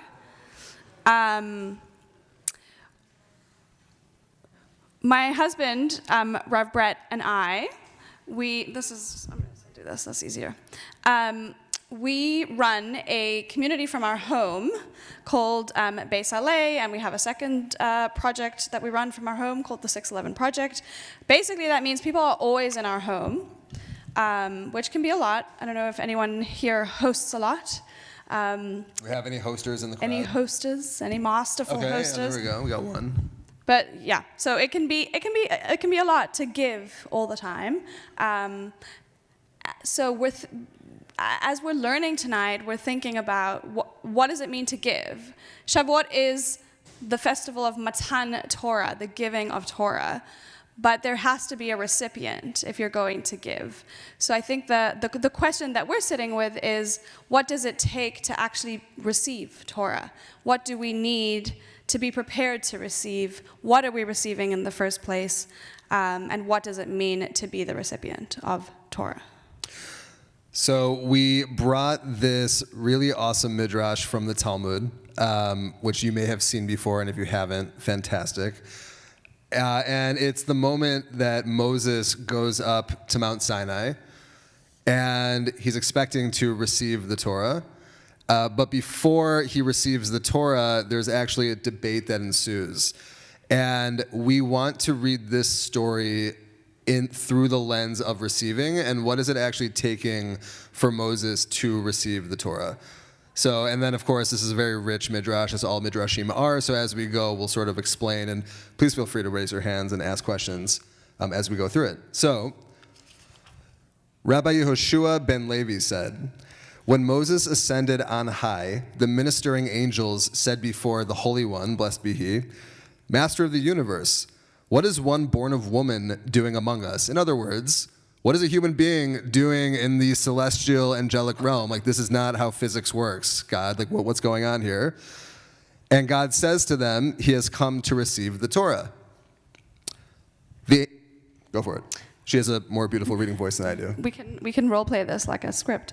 They said before God, that precious treasure which has been hidden away with you for 974 generations before the world was created, you are giving it to flesh and blood? Okay, so what's the problem here, people? Who can diagnose? Why are the angels upset? I'm like Oprah Winfrey, by the way. I will be walking through the aisles. So wait, hold on one second. People don't deserve the Torah. What's your name? Michelle. All right, Michelle, can you tell us what do you mean people don't deserve the Torah? That it belongs in the celestial realm because it's so important and mere mortals cannot comprehend or understand it. Yes, and the Torah is not such a simple thing, right? The very first midrash in Midrash Rabbah, oh, now we have people coming, like a lot of people coming in, teaches us specifically that how did God create the universe? God literally opened up the Torah, looked inside the Torah. The Torah was the blueprint of the entire universe, and out of the Torah, God had the blueprint and then created the entire known universe that we inhabit today through the Torah. So you are going to take this packet of insane, like this, I was I'm like really not a computer guy, so this bad metaphor, it's like a terabyte, but like a billion times more than that, of information, and you're gonna hand this to fallible human beings. They're upset by this. I have a question. Do the angels even know what's in the Torah? Because it says it's hidden. Is it also hidden from the angels themselves? Very good question. Do the angels even know what's in the Torah? Like, what are they so upset about? If it's hidden, and if this was God's personal treasure, did God share it with the angels? It actually doesn't say that. So we could assume maybe they don't know what's inside the Torah. Also, I don't know if there are any like numerical nerds out there like I am, but they say something very specific here, which is it's been hidden away for 974 generations. What do people make of this number? Because I have a reading on what's going on with this number, but 974, very, very specific. By the way, who here knows? Oh, Stevie, yes, please. Hold on, and for our friends on the camera over there. Well, Moses is in the 26th generation. If you have 10 generations. Fantastic, that's the answer I wanted. So if you have 10 generations from Adam to Noah and 10 generations from Noah to Abraham, and then Moshe is supposedly the third generation from Levi, right? Definitely is the third generation, yes. So Abraham, Isaac, Jacob, Levi, and then two more? Kohat and Amram and Moshe, yeah. Great. So therefore, you get to 1,000, which is a nice round number of generations, between the Torah existing and it being given. What a generation means before there are people is, I don't know, but. And nice round numbers are very satisfying. So it actually means that the human generation that receives the Torah, even though there are only 26 generations from the time of Adam, Moses would be in the 1,000th generation, which actually makes sense when you consider that the second of the 10 Commandments says, I will repay kindness to the 1,000th generation. Well, the 1,000th generation is the one that is receiving the Torah, and that is the kindness.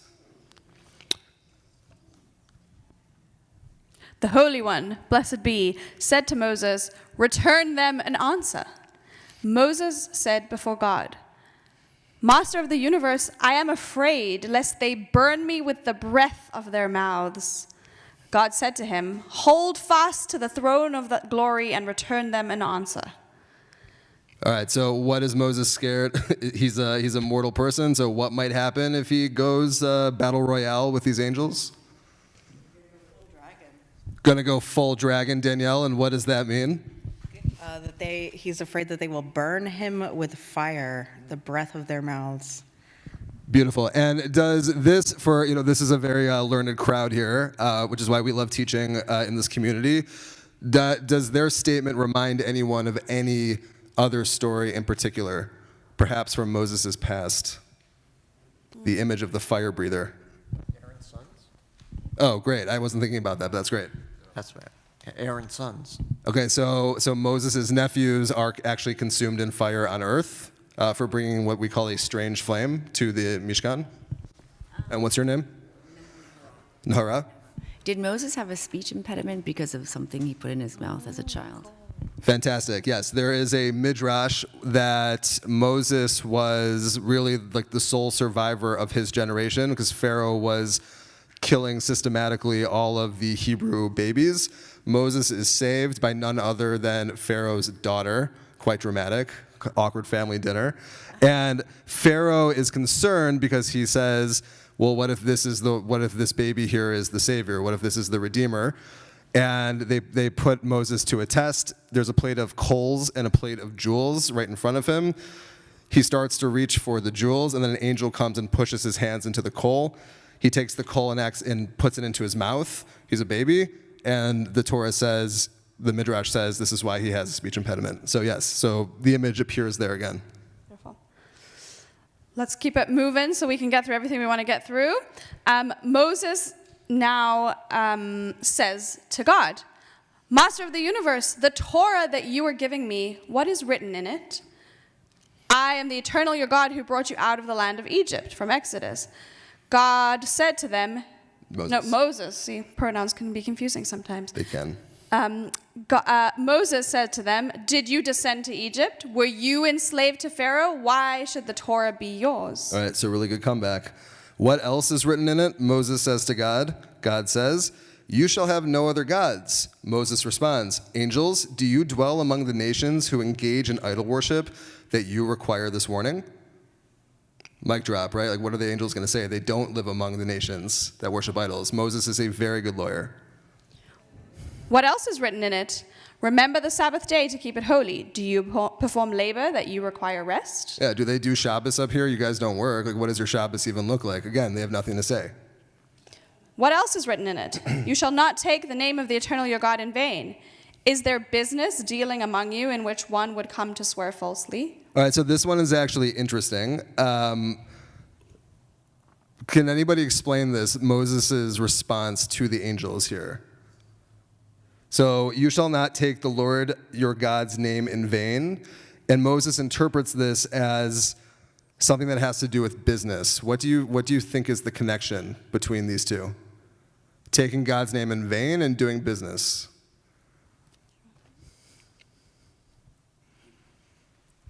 Make a promise with God as your witness in a business dealing. So using God as the thing that we testify with when we make business deals, God's name. Any other thoughts? All the way in the back. Come to you. I've heard that when you die, one of the first questions you're asked when you get to the world to come or to be judged is, were you honest in business? So I wonder if the concept of I would say being observant or being respectful of God or being devout, but then still dealing dishonestly in business, then they'd have to be in contradiction to each other. Then we have one there. Also, I think it's interesting that it's just beginning to contemplate the contract that we have with God. It's the idea that if we're to be holden to any of the laws, then we are in contract and we're then bound by it. All right, very nice. So let's keep going here. Moses says, what else is written in it? Honor your father and mother. Pretty straightforward response. Do you have a father and mother, angels? No? Okay, let's keep moving. What else is written in it? You shall not murder. You shall not commit adultery. You shall not steal. Moses says, is there jealousy among you? Is there an evil inclination among you that you would have the desire to break any of these laws?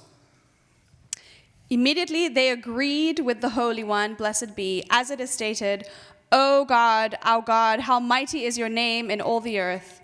Immediately each and every one of the angels became an admirer of Moses and passed something to him. Okay, so we're actually going to just take a couple minutes now. I want you to turn to the person next to you. You can chevruta, you can try vruta. There could be four of you, it doesn't matter. And just process this story a little bit.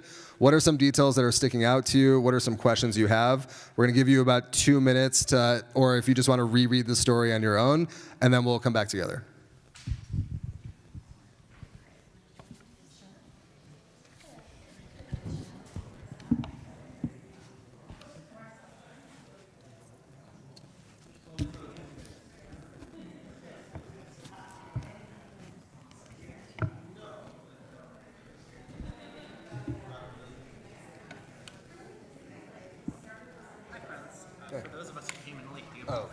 So many. Are there more people back there who need? I think there's a few. There, just take a couple. Thank you.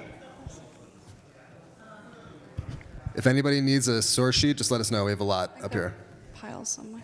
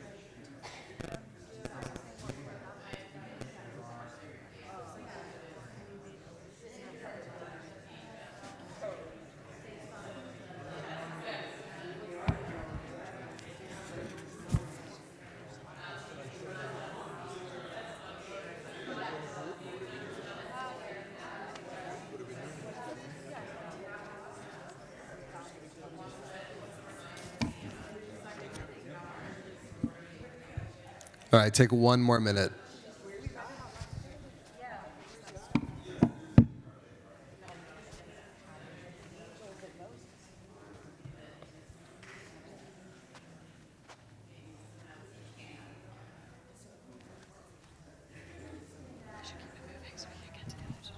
All right, so let's come back together. And just a quick couple comments from the audience. What are the questions? What are the details? What are the provocations that are sticking with you from this midrash? Wait. The whole thing seems to be about Moses hearing from the angels what appear to be commandments, and he's saying, what do you know about it? You're not human. You don't have to deal with any of this stuff. In other words, is the Torah actually meant for anyone in heaven, or is it meant for these people down here, right? Okay, others? I thought it was a little bit of like the same didactic as occurs with Job. I saw a lot of resonance in there, and this argumentative kind of pleading, and yeah, it very reminiscent. Yeah, beautiful observation. Absolutely. So I'm curious to hear if you have any thoughts. We opened by framing this through the lens not only of Matan Torah but Kabbalat Torah, what it means to receive Torah. What are you noticing in here about Moses and as a recipient of Torah? What is he teaching us? Do you think Moses thought this would be easy when he went up the mountain? Like God told him to be there. Now all of a sudden he has this huge debate, right?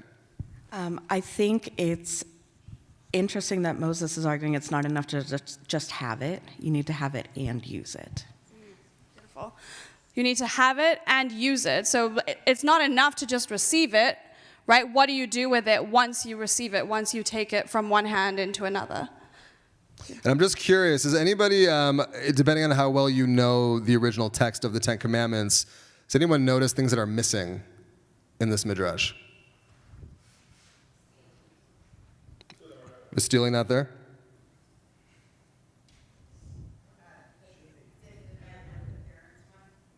That's in there. So we have all those.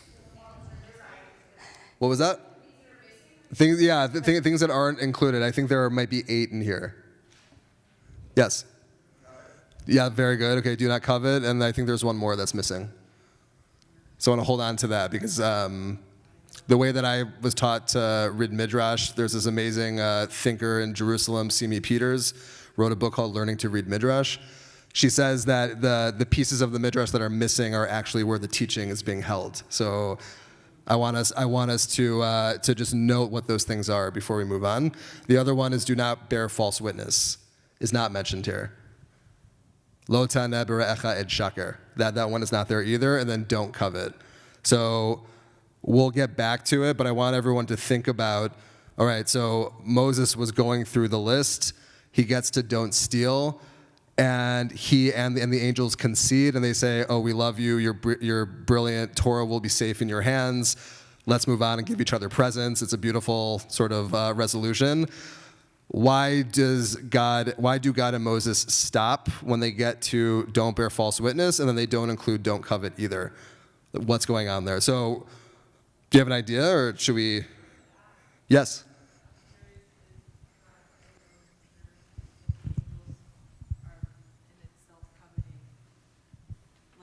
Say that.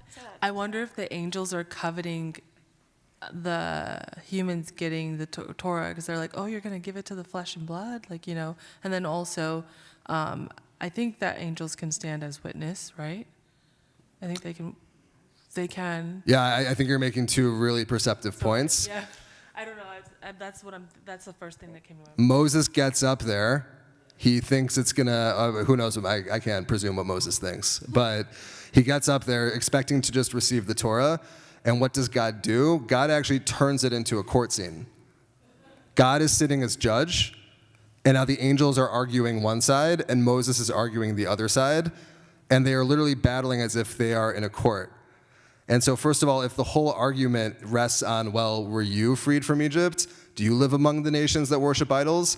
And all of a sudden they get to this thing, this commandment about don't bear false witness, which implies in the setting of a court, all of a sudden we're in murky territory because it's, well, yeah, we are in a situation like this, or don't covet. The whole reason why this whole debate started in the first place is we desperately don't want God to give the humans the Torah.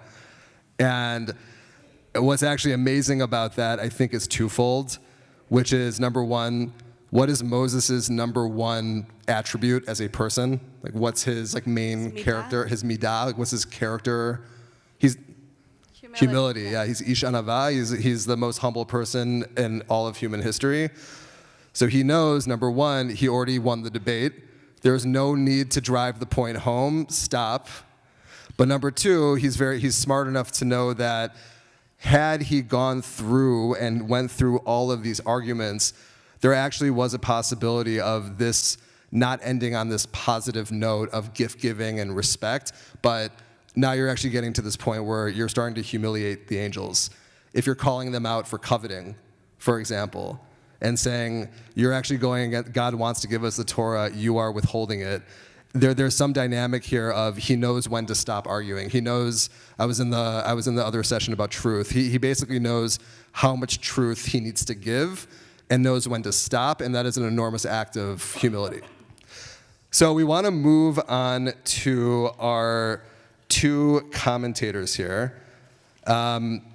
First, we have the Maharal of Prague. Most people know him how? What is everyone's primary association with the Maharal of Prague? Yes, sir? The Jewish Frankenstein, the Golem. That was a story that was written about the Maharal of Prague about 200 years after he was alive, though I do like to believe that there is a Maharal in the attic in Prague. It's probably true, let's be honest. But he was not only like the greatest scholar of his time, he's one of the greatest scholars in all of Jewish history. He lived till he was 97 years old. And most people just know him as the Golem guy. His commentary it's vast. He wrote commentaries on all the holidays, on the Torah. It's quite amazing. And this particular piece of text, Drush al HaTorah, is actually a sermon that he gave on Shavuot in the year, I believe it was 1597. They didn't have TV back then, obviously. It was the 16th century, so the sermon was 4 to 5 hours long. And so this is an excerpt from the sermon, but he is going to give us his explanation of what was really going on in this midrash. So it says, so he's quoting the midrash here, the Holy One said to Moshe, return them in answer. Now every time a commentator will highlight a piece of text, there's always a kushya, there's always a question behind the text. So what do you think the Maharal's question would be? He's focusing here on this verse. God says to Moshe, respond to these angels. They don't think that you should take the Torah. So respond to them. What do you think Maharal's question would be about this? What is God asking him to do? Yeah, you got yeah. Prove that you're worthy. Prove that you are worthy. Okay, so let's go with that. So prove that you are worthy. I'm not going to give them the answer. You should give them the answer. So the Maharal says, the reason God gives the Torah to the human is precisely because the human is considered most lacking and requires completion. And this answer was not fitting to come from God. In other words, God could have said, well, I'll tell you why I'm giving the humans the Torah. Instead, God wanted the human to tell the angels why the humans were getting the Torah. To say that the human is lacking in their very creation. Rather, it had to be Moshe himself who would testify to his own lack. For the human must recognize their own lack within themselves, since the reason they're given Torah is in order to complete their lack. Just want to unpack that because that's a pretty deep statement and it is almost midnight. So, for the human must recognize their own lack within themselves. And the Maharal is just getting right to the point here. Like, what is the Torah all about? The reason they are given Torah is in order to complete their lack. Can somebody translate that for us? What do you think the Maharal means by that? The reason that we are given Torah is to complete our lack.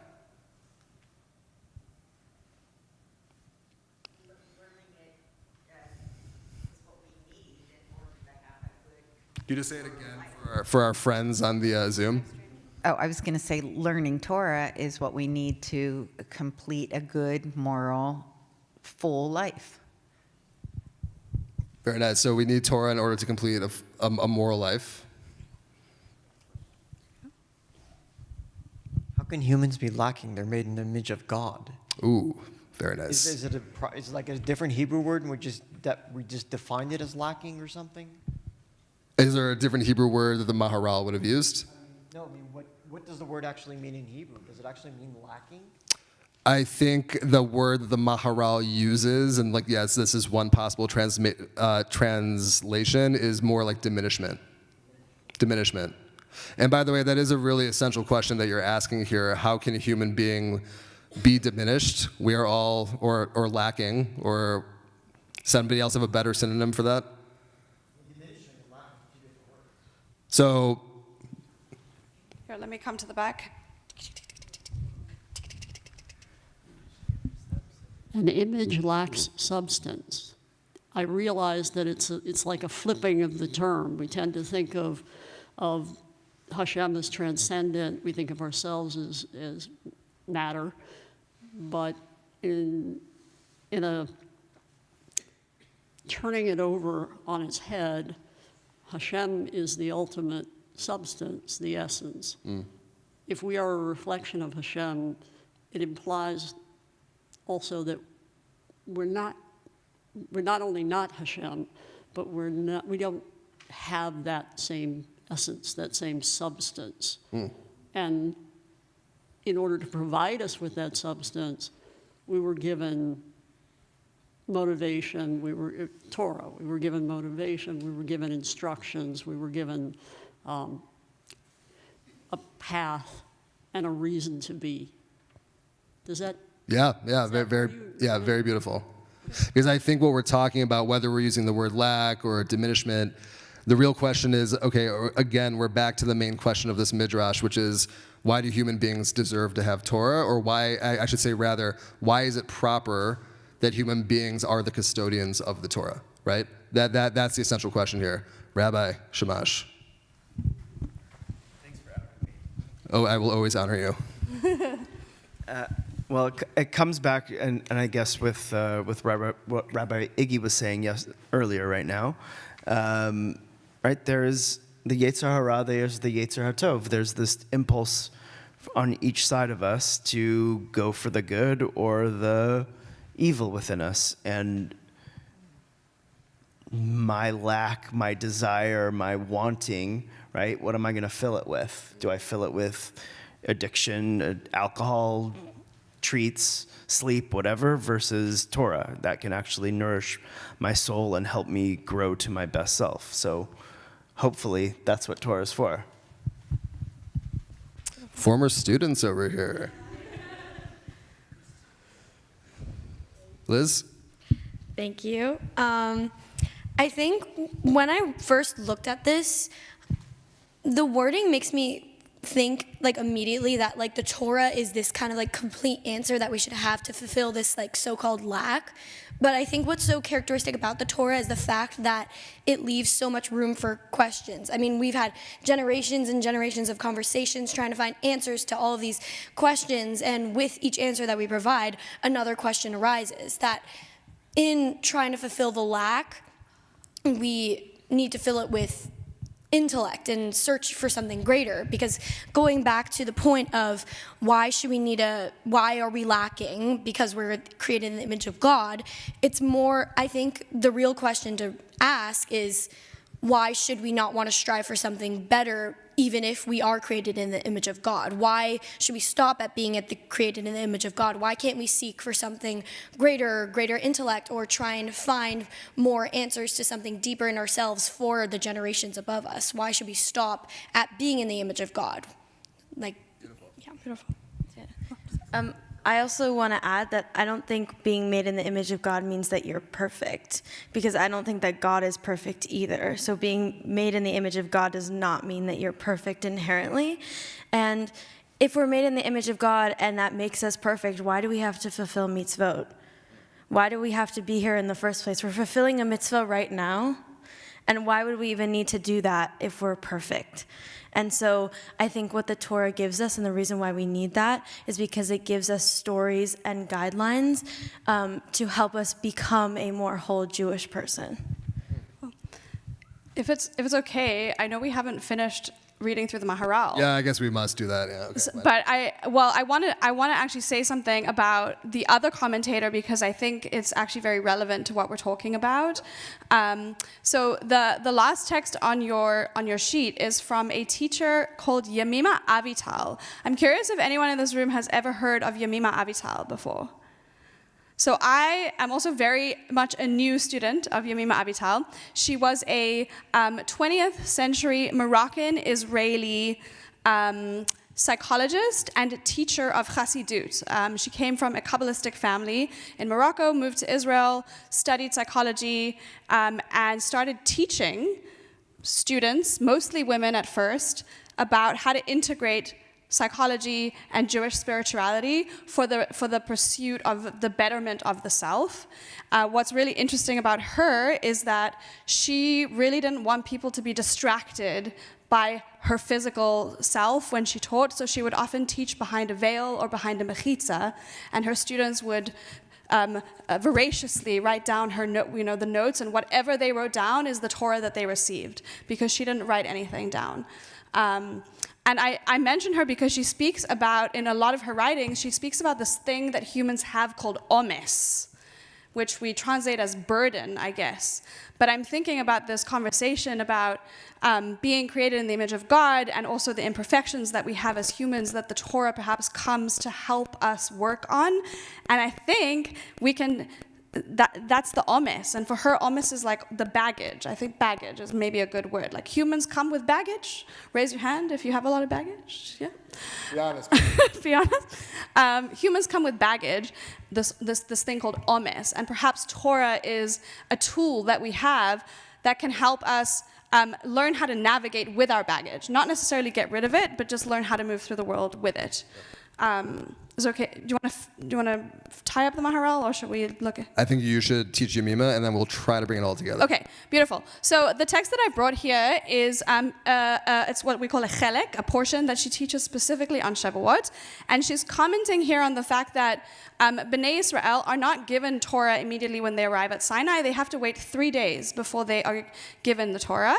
And why? Because it's impossible to receive great power from a place of exhaustion, she says. And then she talks about this thing, midah. The word midah, we mentioned it earlier, means an attribute, but she's speaking about the attribute of distance. I've never encountered distance as like an attribute that I can cultivate for the betterment of myself, but she thinks it is, and she says that it enables us to absorb differently, understand differently, and take a step back to reflect with a renewed sense of coming closer. So I want to read her chelek here, and then we'll try and understand what comes up for us and what she's getting at. She says here, distancing as something that connects, not as something that pushes us away. The attribute of distance is a good drawing close. The attribute of distance allows for spaciousness. This is to place understanding before you, to establish a laboratory, to look with strangeness, not to look with excessive sensitivity, to count all the components in the delay, to write in simplicity and in naturalness. You set down the omes, you set down the burden as if to the side, from within the attribute of distance, until you reveal your good thought. It's very abstract. I'm curious at a first listen, what is the Torah that you're receiving from Yemima? If we imagine that her voice was speaking to us from behind a mechitza right now, what are you receiving from Yemima? I'm just thinking that the onus is the omus of retraction, of tzimtzum, and that's what I'm getting from this. It's tzimtzum. Beautiful, tzimtzum. So tzimtzum is a Kabbalistic term that means contraction, to like make space, to draw inwards, to make space for something else, perhaps to be created. Yeah. Perspective is the word that came to mind for me. Perspective. So it's something about how can I take a step back to see things in a different light? Distance appears to be getting far enough away from whatever is going on that you can look at it in such a way that you can deal with it more effectively. I think to go back to the Maharal also, and to the Midrash that we read, Moshe is, according to our tradition, the only prophet that ever encountered God face to face. Moses was the closest that a human could perhaps get to God. And I see in what Yemima's saying is distancing here is it's something that helps us get to that place of closeness, that place of deep intimacy. I think we think in like contemporary life, like, oh, she's being distant, you know? Like it's a bad thing, but there's something about it that helps us cultivate a deeper sense of connection and closeness, and enables us perhaps to identify what that omes is that we're carrying, so that we can learn the Torah that helps us work through it. Stevie, I see your hand. Thanks. So I think the Hebrew word the Maharal had for that's translated here as lack is probably chaser, and the reason is because there's a bracha that traditionally we would say after any snack that's not, grains or fruit that's borei nefashot, where we say, praises God for creating all the creatures with their chesronan, their needs, or whatever they're lacking. So it seems like the Maharal is saying that like, our chaser, what we need is not this like tangible foodstuffs, but it's actually like Torah and instruction. And then this idea of like needing some amount of perspective, I think is a great word there to sort of, accept that is also a beautiful teaching. So thank you. Yeah. So now that you brought up the idea of chesronah and like the foods that we eat, elsewhere in the same sermon, Maharal has a beautiful teaching where he asks the question, which is, why are humans called Adam in Hebrew? And so, scholars, who knows, why are humans called Adam in Hebrew? Yes, sir? Beautiful. So Adam, humans, come from the earth, which is Adamah in Hebrew. And so the Maharal asks the question. He says, okay, so if we really think about it, like what's the connection here? Why, besides the fact that the story says, the Pshat says that they were created from the earth, he says it's because, and it's a very, very deep teaching. He was a very mystical teacher. He says human beings are like earth because inside every human being's soul, God puts seeds inside the soul. And the soul and the seeds are meant to be planted, and the human being's job is to grow those seeds throughout their life, and then to bring forth fruit. And he says this is why deeds of a person are actually called fruit, because they are like the Adamah, like their job is to actually grow the seeds, but it's not an inevitability that they will grow the seeds. That's where free choice comes in. You have the option, if you are going to take those seeds and grow them into something and bring fruit into this world, or you have the option to not do that, but that's the holy work. That's what's going on there. And so he says, what is Torah's role? If you look at the second paragraph here of Maharal, he says, and it is for this reason that the sages of blessed memory included among the 48 ways by which Torah is acquired. Chapter 6 of Pirkei Avot says that there are 48 ways in which a person can acquire Torah, and they list all 48 ways. One of those ways is makir et mikomo, which means recognizing one's place. So, in other words, why does God have Moses list off all these reasons why humans should receive Torah? Was not just because Moses was really clever, but Maharal's reading was, as Moses is going through every argument in the Midrash, were you freed from Egypt? Do you live among these nations? Do you have vices? Do you have temptations that you have to struggle with? He actually had to recognize in himself that he battles all those things. And it was only when he could recognize his place that he battles all those things, even though he's the greatest teacher that was or is. That was why he merited to actually receive the Torah. He was ready for it when he realized that he was coming from a place where he knew where his soul work was. He knew what his omes was. He knew what his omes was, exactly. So, how are we doing on time? Okay, we have about 10 minutes left.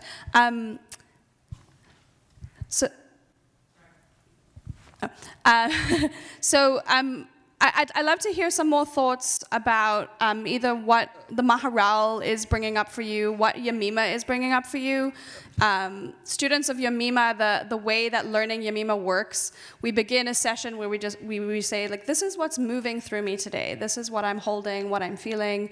We learn together what Yemima is teaching, and then we take like 10 minutes to journal. I'm not going to have you write anything right now, but imagine that exercise, right? We've just engaged in the beautiful act of receiving Torah from these two incredible teachers who lived in different parts of the world in different times.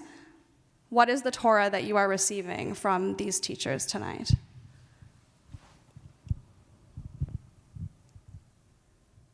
How about let's turn to a chavruta?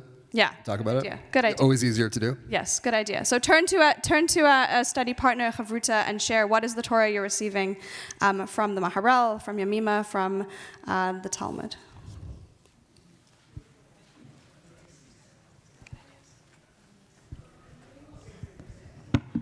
Sorry, I didn't mean.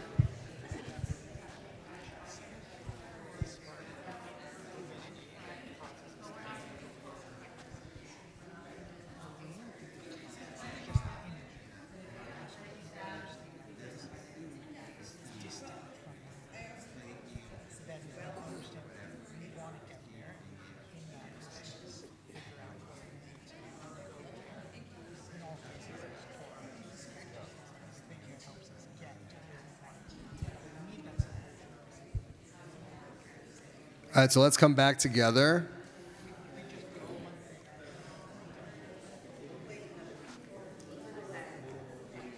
All right, what we're curious, what's coming up for people in your chavrutas?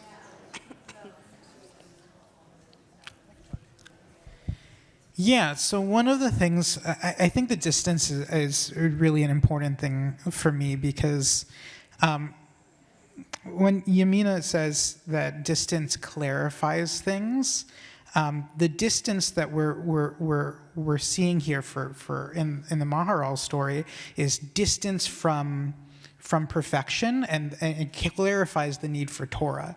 And likewise, if we're going back to the concept of B'Tselem Elohim, what we're made in the image of God, but what does that mean? But that we have an ability to have agency. That's what's reflected in us. But we're not God, and we're distant from that. And so if we recognize that distance, then it clarifies a desire to get closer, right? That distance clarifies that desire. And again, we get back to the point of how do we bridge that gap? It's Torah again. It's that separation in order to return to a closer thing that permeates all three narratives here. Beautiful. Others? Oh. Mr. Fingerhut. Oh, Mr. So I think possibly to mean that not everyone is, no one is supposed to be perfect. No one can be 100% perfect, but that you can strive to be, complete yourself as best that you can in any way that you can, but that perfection is perhaps an unrealistic goal.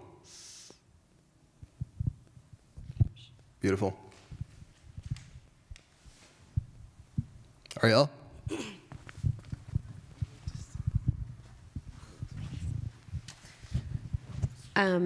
This isn't what I said at all, but it just kind of came to me that maybe a tie-in to the plenary also, the idea of having like a compassionate confrontation, that I think from the beginning that kind of having this like confrontational dialogue between the angels and God and Moses and trying to defend why human beings were deserving, but then in with Yemima's text to recognize that it was, I feel like, an ultimate test of how human beings would have done receiving the Torah would have been to give it to them when they were exhausted, and instead giving time and space for them to be able to recover and then receive it, I think allowed for them to be at their best. And so kind of having both of those things and recognizing that in a situation like what we talked about with, or what we learned from Rabbis Dorf and Brous, that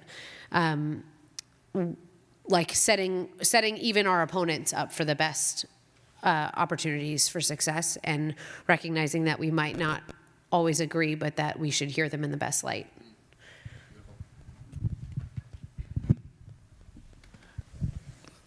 Tamar over here said something really profound. Should I say it for you? If they were so exhausted that they needed to wait 3 days to receive the Torah, what are we doing here right now? Or shouldn't we all be asleep? Like, I mean, yes and no, but like, what state do we need to be in to actually really receive Torah? And really, when are we going home? And I'm teaching at 1 o'clock, so like. This guy's the real deal over here. Yeah. Always honoring you. No, and I think that is an essential question. What that reminded me of, I'm thinking about this especially because there are a bunch of former colleagues and students in the room from Milken. Rabbi BK and I, he's a congregant here, but he's also the rabbi at Milken. We taught the 12th grade Jewish philosophy class together, different sections. And his comment to me when we got to Martin Buber's I and Thou is all about how rare the I Thou moment actually is, meaning like the moment of Torah, the moment where you like seriously connect and you feel like you're receiving something. Because most of our lives, it's transactional, it's it. We're walking through the world and it's very hard to tap into that next level. But he talks about, what happens when you actually reach that moment of the IU, and it's like this energy that you don't want to leave, but of course life requires you to leave it. Like life requires Moses to come back down the mountain with Torah. So it is about the exhaustion, and it's also, sometimes I find that even at 3 in the morning, which is very rare these days for me to be up at 3 in the morning, we have a 20-month-old, so don't recommend that. But sometimes it is in the exhaustion as well, like where the powerful Torah can also come in. When you're at your wit's end, and then you need something, and you're begging for something, and then all of a sudden the light breaks through, right? So it is the exhaustion, and then also sometimes it's within that space. Call it flow, yes. Absolutely. So thank you everyone for learning with us. I want to end with a bracha. And my bracha is that we can cultivate the midat rochak that Yemima invites us into, and that the space that we create for ourselves and the space that we create within our relationships opens up a whole new world that Torah can dwell in, that can get us closer to one another and to HaKadosh Baruch Hu. Amen. Chag Sameach, everyone. Chag Sameach. Enjoy the ice cream.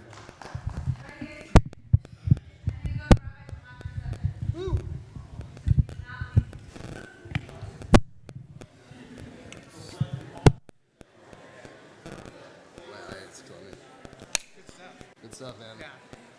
I just got into a big Maharal cake for the first time. It's like core Kabbalah. That's what it is. It's like the concealment to reveal. Like that distance is required. And like longing. I remember one of my teachers was talking about consciously why is that meaningful. It's like people who are just like longing for that person, that it clarifies what it is about it. And so that's Thank you very much. I'm not a I'm the rabbi. My godfather was like a big Lubavitcher and stuff. Yeah. Oh, I didn't know that. Yeah. He used to be like, who wants food more like the guy starving on an island? So he can bring it down.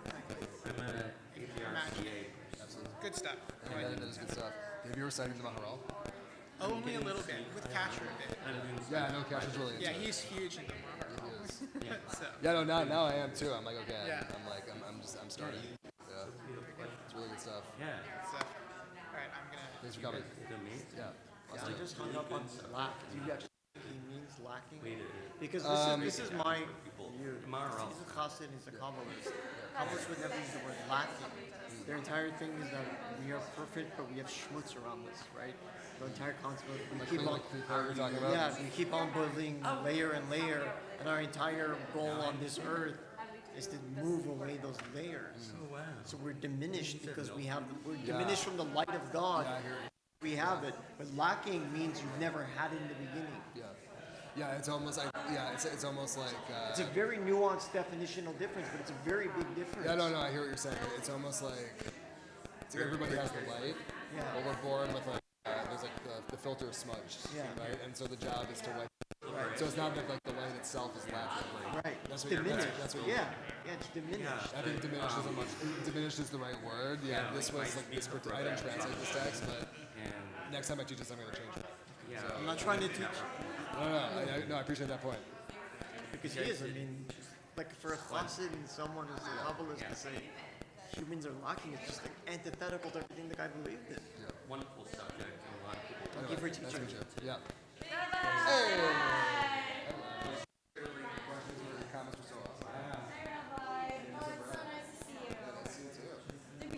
We got a little triggered at the end when we were talking about Beaver. We just came from BK's house and we ran out and she saw that. Oh, it's still there. Okay. Yeah. It was Rabbi there too. No. Mr. Marcus was there. That's nice. Well, I think we still love him. We have a whole review. We came back. I'll probably get it. I know we wanted to make your session. It's very interesting. I think it's like my favorite session of the Well, when they teach it might not be so like it's a good concept. But we don't have to all year. Jewish American or whatever. I mean, it's basically of the essence. Yeah. Hello. Hi. It's so nice to see you. I have to ask, are you sponsored?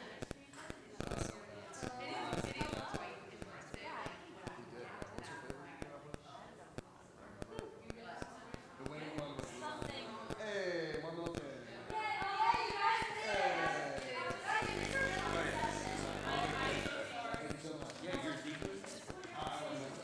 Hello.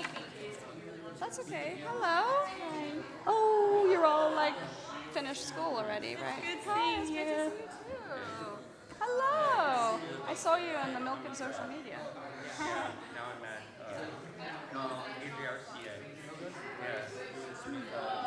What did y'all do at Rabbi BK's? Oh, an eternal debate. Yeah, I give her wipe my car. And, Are you going to be up all night?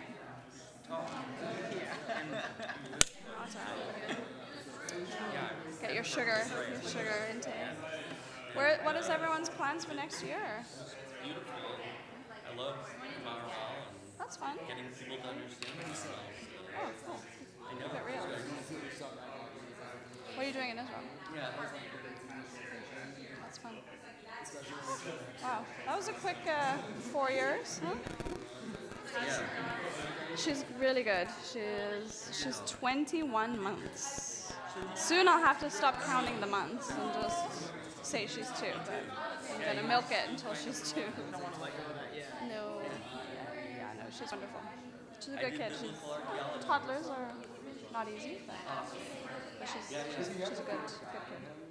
She loves Judaism, which is not surprising considering who her parents are. But this morning she took 3 kippahs and put them all on her head. Triple kippah. She loves the kippah. You know. Yeah, I'm trying to the sister. I saw him like during the first session. Yeah. He's the head of. It's too much going on. I'm ready to collapse now. Yeah, this is so Jordan is the one in charge of ASU's Jewish Studies program. Yeah, but he's like the